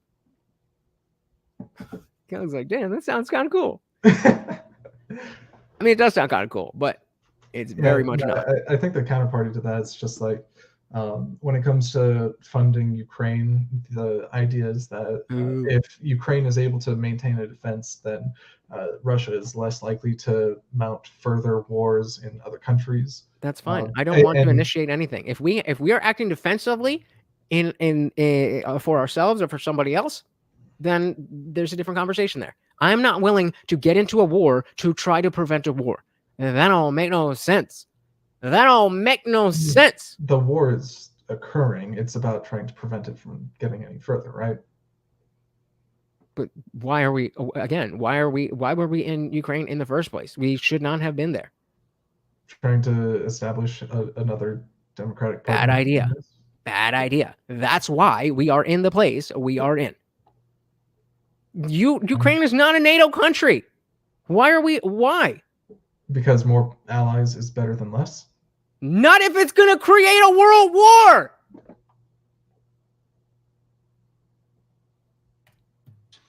Not on the politics of grievance, but on the future we can build together. The MAGA Republicans believe that for them to succeed, everyone else has to fail. That's just a flat-out lie, but okay. They believe America is not like I believe about America. I believe America is big enough for all of us to succeed. Yeah, guys, I'm going to have to change the title here, but we are definitely going to do a part 2. And again, a shout out to David. And that is the nation we're building, a nation where no one is left behind. I ran for president because I believe we're in a battle for the soul of this nation. I still believe that to be true. I believe the soul is the breath, the life, and the essence of who we are. The soul is what makes us us.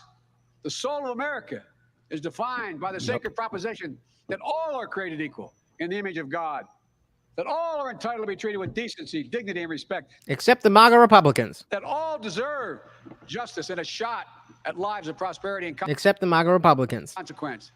And that democracy must constitutional republic be defended, for democracy makes all these things possible. Well, constitutional republic makes this all possible, but we do vote for our representatives, so that's the democracy part. And it's up to us. Democracy begins and will be preserved in we, the people's habits of the heart, in our character, optimism that is tested. Holy shit, we only gone 4 hours? Jesus Christ. When we need it. Empathy that fuels democracy. The willingness to see each other not as enemies, but as fellow Americans. Look, our democracy isn't perfect. It always has been. Notwithstanding those folks you hear on the other side there. They're entitled. See, America's fine, except for the MAGA Republicans. Over and over and over and over and over and over and over and over again. Attack Donald Trump. Attack Donald Trump. Leave me the fuck out of it. If he keeps making clarifying statements, though. He made one clarifying statement. He made one in the beginning. After that, all he has said is MAGA Republicans. I've stopped it every time he said it. It was the one time in the beginning. And then after that, he said, yeah, Gang Spy agrees. Yep, such divisive language. The MAGA Republicans. You don't, especially if you are saying he's been so clear about it, then why are you hammering this home unless you are specifically trying to play into the thing that you hate about Trump pushing it on to his people? But again, like he keeps making clarifying statements where he's saying that the MAGA Republicans, he's talking about are in favor of this thing. And when you say, oh, but I don't actually believe the election is stolen, he's not talking about you, right? Like if you don't identify with these values that he's saying that they are for, then he's not talking about you. He is talking about me. He absolutely like the fact of the like, that's what that means. Again, as we've said many times, 70% of the party are MAGA Republicans. I don't think that's true, right? The overwhelming majority voted for or in favor of maintaining McCarthy as Speaker of the House, and he's now treated as a rhino, right, by the MAGA Republicans, right? Like, so are you under the impression that MAGA Republican is like a strict religious ideology that everybody thinks exactly the same thing? Or are no, I think that there's so MAGA Republicans can have an issue with what another quote unquote MAGA Republican would do, especially if that quote unquote MAGA Republican is not acting in the same vein that we would characterize them as MAGA, which was the case, with McCarthy, which is why he got pushed out, which is why he had the clause. Why did that small portion have any ability to do anything with McCarthy? Because Democrats also didn't want McCarthy as House Speaker. Because the only way they would let him be the Speaker is if they left that clause in. That, hey, if you fuck anything up, it'll only take 5 of us or whatever it was. That was the only way, because he's not really a MAGA Republican. He, as politicians do, presented himself as such until he got into the position, and then he's like, the majority of Republicans still voted to maintain him as Speaker. Like it was less than 24 Republicans in the House, and there's over 200? So again, as I asked before, is it possible that MAGA Republicans can disagree on what should be done? Sure. I just think they're a very small minority of the party overall. All right. Fair enough. But history and common sense.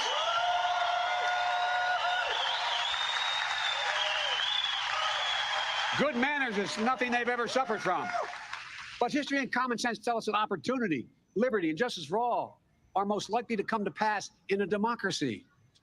We have never fully realized the aspirations of our founding. Put a 1 in the chat if you realize that I've sped up this entire speech. But every generation has opened those doors a little bit wider to include more people who have been excluded before. My fellow Americans, America is an idea, the most powerful idea in the history of the world. America's an idea. Of the people of this country. It beats in all our hearts. It unites America. So it's not a policy, it's an idea. And so it's and that idea is representing, okay, you guys are onto it. So if it's an idea is not a policy. A policy is an idea that goes further than being an idea. Can we agree on that? Sure. Okay. It beats in the hearts of the people of this country. It beats in all our hearts. It unites America. It is the American creed, the idea that America guarantees that everyone be treated with dignity. It gives hate no safe harbor. It installs in everyone the belief that no matter where you start in life, there's nothing you can't achieve. That's who we are. Except for the fact that you're always talking about race and who's oppressed and who's this. If that's the case, then why is this the rhetoric of your party? And maybe that's not on Joe Biden, because he is a liberal literally from 60 years ago. But the fact is that he is allowing this type of this culture, this ideation to perpetuate. It is celebrated that we divide ourselves based on our identity, based on our immutable characteristics. Or exactly the opposite of what MLK said. Based on their upbringing. Say again? It said, or recognize the challenges people have based on their upbringing, right? Which is very different. I have a dream that one day. It wasn't the case, and it was an ideal. And you could say that still, that there are people in the U.S. that are treated differently because of where they came from, or don't have the same opportunity because they came from this poor neighborhood that doesn't have the education funding to life sucks. Up, right? Like life sucks. There is no policy that will fix that. There is no policy that will fix that. Equity is not a realistic thing unless you are going to strict communism. There are definitely policies that you can do in order to Not while keeping liberty intact.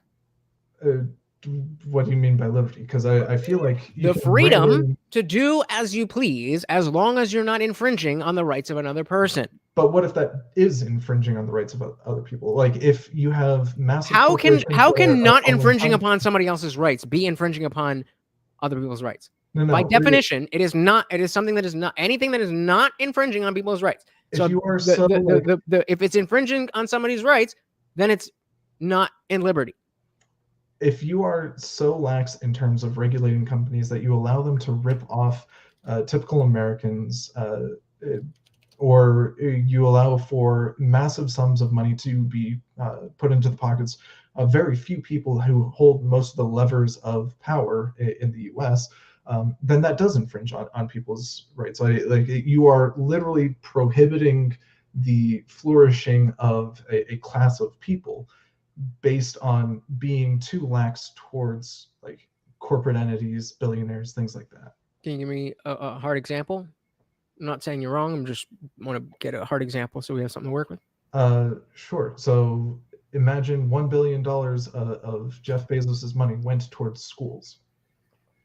Okay. Do you think that would improve the liberty and economic freedom of the attendees of that school?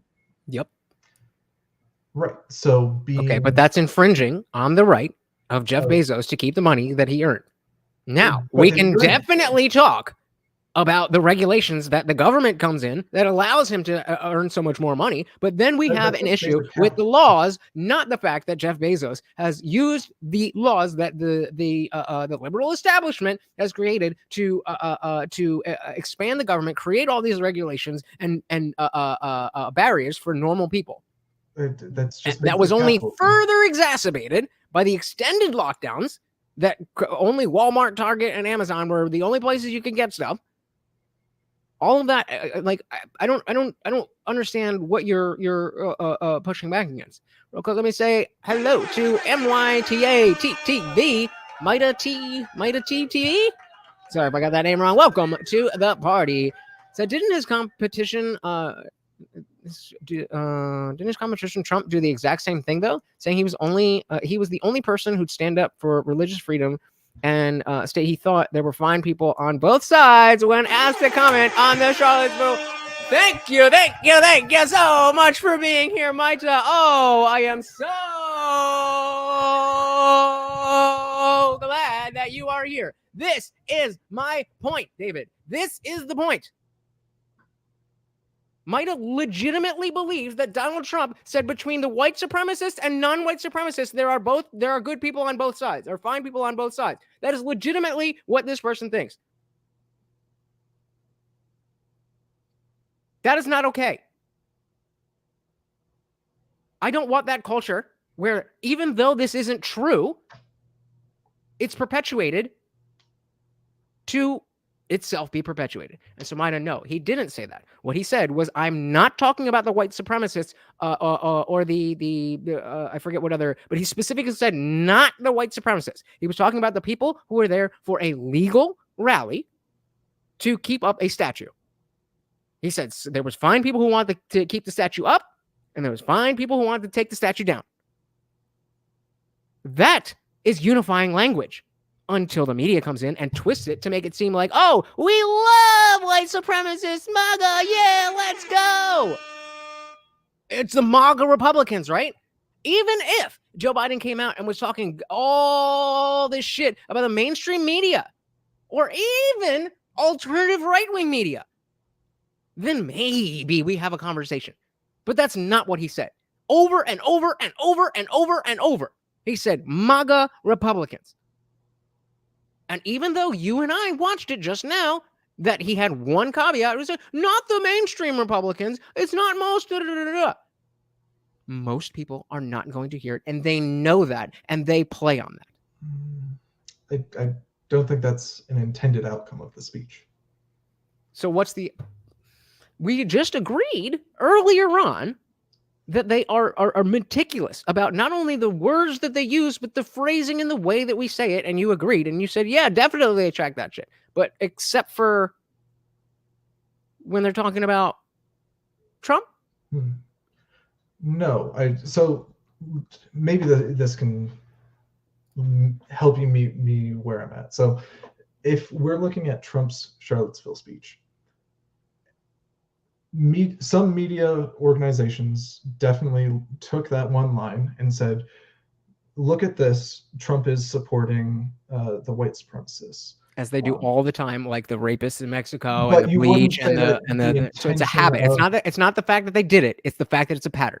But what I'm trying to get at is that you don't look at that as like Trump intentionally included the both sides statement in order to support the white supremacists, right? Like you are. It feels like you are looking at the language that Biden has in this, and then trying to twist it to say that yes, because Biden trying to go after like because Biden is a puppet and Trump is conscious. I fully believe that Trump has a comparable amount of energy whether he's on TV or he's not. I do not have that belief for Joe Biden. I have obviously no evidence, but everything I know about life and the human body and drugs tells me that anytime he has to be anywhere on TV, they pump him full of drugs. I tried to do, and like Trump doesn't drink or do anything. So when Trump says something that gets misunderstood, that's because Trump is just going off and just talking. When Biden is reading a teleprompter where a team of people have created these exact words. Because remember, it's only when Trump, not only, but it's typically when Trump goes off book and he just starts talking that he gets into trouble. Joe Biden doesn't go off book because he doesn't know how to speak. He doesn't know what to say. He doesn't know where he is. He knows, okay, I got to read this.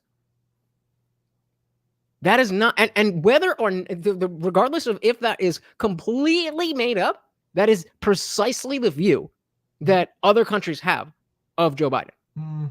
I don't think that's true. Where am I? Who is not from this country? Chester, you here? You have a pretty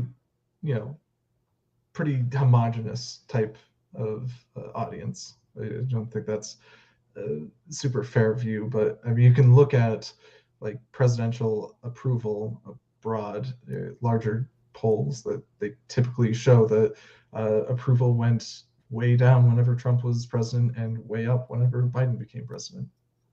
Right. And that tracks exactly with what I'm saying, is that people hated Trump because of the things that he said and got mad, and then realized when we got back to the exact establishment that we left, they were like, oh shit, maybe the bad tweets weren't so bad. That perfectly tracks with the notion that, oh, I hate this guy, he's just saying mean tweets all the time, and then he leaves and it's like, oh shit, this sucks. What else would be? So I'll ask you and go to the comment and then go back to you. What else would be the explanation for that? Maida says, yes, I understand it's not all Republicans. It's a very small and very problematic minority within said party. But the point of the rally wasn't exclusively about the destruction of the Robert E. Lee statue. It was about supporting the original ideals of Confederacy. And I agree with you. And so the supporting the ideas of Confederacy is not necessarily a white supremacist thing. I don't think that is something that is like, if you think that Confederate stuff is cool, maybe that's something you should just keep to yourself. But that does not make you a white supremacist. There absolutely is. I was just watching something about a town in Brazil that is super Confederate because of the culture that they appreciated from that time, and it got exported. And so, yes, it's a racist, but it's not. You're not a white supremacist because you care about a statue and the original ideas of Confederacy. I think it's stupid and bad, but you can also be a raging racist without being a white supremacist. Point being, that's not what it was. And the media changed what the man said to make it seem like it was something different, like they always do. And if the argument is that Biden is so much better, specifically with rhetoric, then why are we having the same kinds of confusions when he's just speaking plainly? Like I said, I think that you just have to ignore a lot of what he's saying or take it personally, even though you don't identify with the values that he's talking about. Well, Midas says, I don't disagree. I think supporting the Confederacy can be independent of white supremacy, but the Confederacy's main principles were about states' rights to control the minimum wage and have ownership over others. It's not racist exclusively because slaves were black in the U.S., but about slavery in general. I think the two get conflated. Yeah, completely. And so what he's saying is that even if I, Donald Trump, don't support the idea of Confederacy, he's a New York liberal, that there are fine people on both sides of that argument, not the white supremacists. There are people who are not horrible people who are in favor of supporting Confederacy. That is all that statement means. Poonkudu said there's a black liberal artist named Mark Bradford who had a compelling argument in favor of keeping the Lee statue. I think there is. I don't think there's a good argument for taking it down. That's just erasing history. The fact that people thought that the leader of the losing side should have a statue, that's a thing that happened. And exactly, M169. That is the core of all of this. We give Biden all this slack where he's reading a very specifically written out text, and we give him this slack. But when Trump goes off book and just talking and just joking around, then we have to take it word for word exactly what the word said. I think it just has to do with frequency and intention. Like, he very specifically made this one speech about this topic, right? And tried to narrow down who he was talking to a small part of the population. And largely, his other speeches are talking about the policies that he's, fought for or passed, and Sure. trying to build up the middle class and things like that. Like, absolutely. And I don't think that if you look at a typical Trump speech that it's equivalent. I wouldn't say that's equivalent. Frequency just has. I would say it's better. I would say it's better. I would say it's a level of once the Democrats started this level of division, then it was appropriate then to meet fire with fire. If you don't want you don't get a Trump without an Obama. Midas said, I don't think supporting the Confederacy can be considered objectively good under any modern ethical framework because I disagree with the right to govern yourself independent of federal laws, especially in regards to denoting people as property. Bingo. I definitely agree with that as well. I don't think there's anybody here who thinks Confederacy is good. I mean, maybe, but not on screen. All right, let's finish this up. That's what we stand for. That's what we believe. And that's precisely what we're doing. Opening doors. Creating possibilities, focusing on the future, and we're only just beginning. Beginning or beginning? We'll let him keep that one. Our task is to make our nation free and fair, just and strong, noble and whole. And this work is the work of democracy, the work of this generation. It is the work of our time, for all time. We can't afford to leave anyone on the sidelines. We need everyone to do their part. So speak up, speak out, get engaged, vote, vote, vote. Even if you don't know what the hell you're talking about. If we do our duty in 2022 and beyond, then ages still to come will say, we, all of us here, we kept the faith. We preserved democracy. Just not the religious faith, which is a good thing, but, We heeded our worst. We heeded not our worst instincts, but our better angels. We proved that for all its imperfections, America is still the beacon to the world, an ideal to be realized, a promise to be kept. There's nothing more important, nothing more sacred, nothing more American. That's our soul. That's who we truly are. I don't think you have a soul, brother. And that's who we must always be. I have no doubt, none, that this is who we will be, and that we'll come together as a nation that will secure our democracy, that for the next 200 years, we'll have what we had the past 200 years, the greatest nation on the face of the earth. We just need to remember who we are. We are the United States of America, the United States of America. Motherfucker, you just spent 25 minutes talking about how we're so different. No, talking about a small minority that he sees as being a danger to stable democracy. Right? You can't have a stable democracy if you also have like a faction that's actively a threat to it. Mood said, soil. Equal opportunity is equal access to the same provisions and tools available to all. Good. Equal outcomes mean everyone has equal benefits regardless of engagement in the system. Bad. Ko said he got denied communion by multiple priests. That sucks.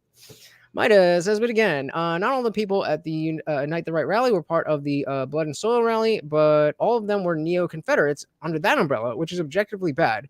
If we agree on this, why defend these people? Because they were called white supremacists. That's why. Because again, you could very easily make this argument that neo-Confederates, there are no good neo-Confederates. You can make that argument if you want, but not if you twist his words. How do you identify unequal opportunity? That's a good question. I'm not really sure what. Like, I mean, if there's a law that, like, if somebody, like, well, according to the law, we would, like, you know, if you're being prejudiced because of immutable characteristics, that's an unequal opportunity. If you don't get a job because you're a woman, or you're black, or you're short, or you're gay, or you're whatever, that's an unequal opportunity. If you're not good at the job and you happen to be gay and you don't get the job, that you had the equal opportunity to get the job, you just weren't good enough for it. Guamsax, and I'm surprised Biden didn't say his favorite line in this speech. This isn't hyperbole. I'm not lying. In the beginning, he did say something about the whole truth. I was gonna, or God's honest truth. He did say that in the beginning. Some good drugs. Yep. He showered with his daughter. He's a piece of shit. Well, you don't know. Down by the pool, the kids, they rub their hands up and down my legs. And Corn Pop was a bad dude. Come on, man. When you're anti-life, it shows. All right. So, yes, we are definitely going to have to turn this into part 2. I meant to, I was hoping we'd be able to get through just 40 total minutes of content within the 2.5 hours, and we almost doubled that, even though Soil the Soul was the only one who donated to the show. Thank you very much. Thank you very much. David, I want to throw the floor to you. We talked about a lot of stuff. We had some arguments, but again, I very, very, very much appreciate you being here. I appreciate you being willing to, knowing that most of the chat is not going to be on your side, knowing that I'm, not going to be on your side. Being willing to just not try to win a battle, not trying to do anything but to do exactly what we came here to do, present our side so that other people can see, hey, even though I think your ideas are fucking crazy, still think you're a nice dude, and I very much enjoy talking to you. Shouts out to David indeed. So the floor is yours. Please, anything that we've talked about, closing remarks. Yeah, no, I just want to give a thanks to our little comments crowd. I think that there's been a lot of really fair and well-intentioned, good faith discussion, not just with you, Lutch, but with everyone that made it out today. And so I definitely want to, or look forward to the next occasion and seeing everyone else there as well. Beautiful. Thank you so much. I know you got to get up in the morning, so I will let you go. I did not intend for this to take so long, but you are a gangster, my friend. Thank you. We'll definitely do this again. You have a good one. See you. Oh man, that was awesome. Let's get some of these comments that I missed while he was doing his thing.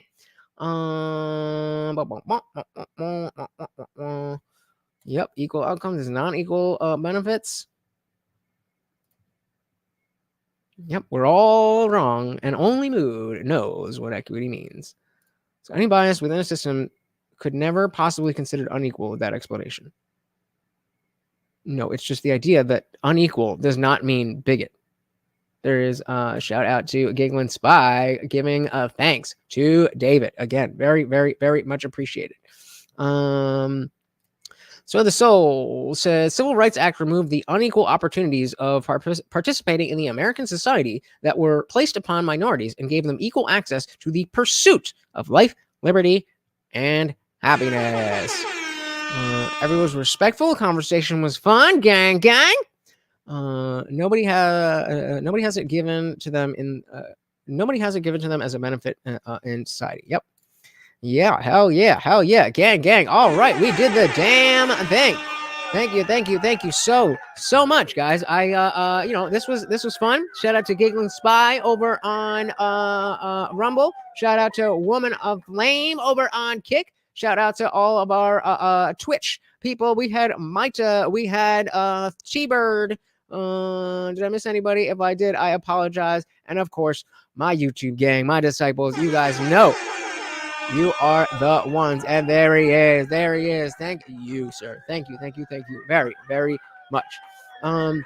So yeah, I don't know, I don't know David's schedule. I took a lot of his time tonight, so I'm not going to push on, getting part 2, super soon. I'll let him let me know when he is ready. I do have something ready for Friday. It's going to be another good one, and it's not religion, so we can all be on the same page for the most part. But yeah, really, I very, very, very much appreciate you guys.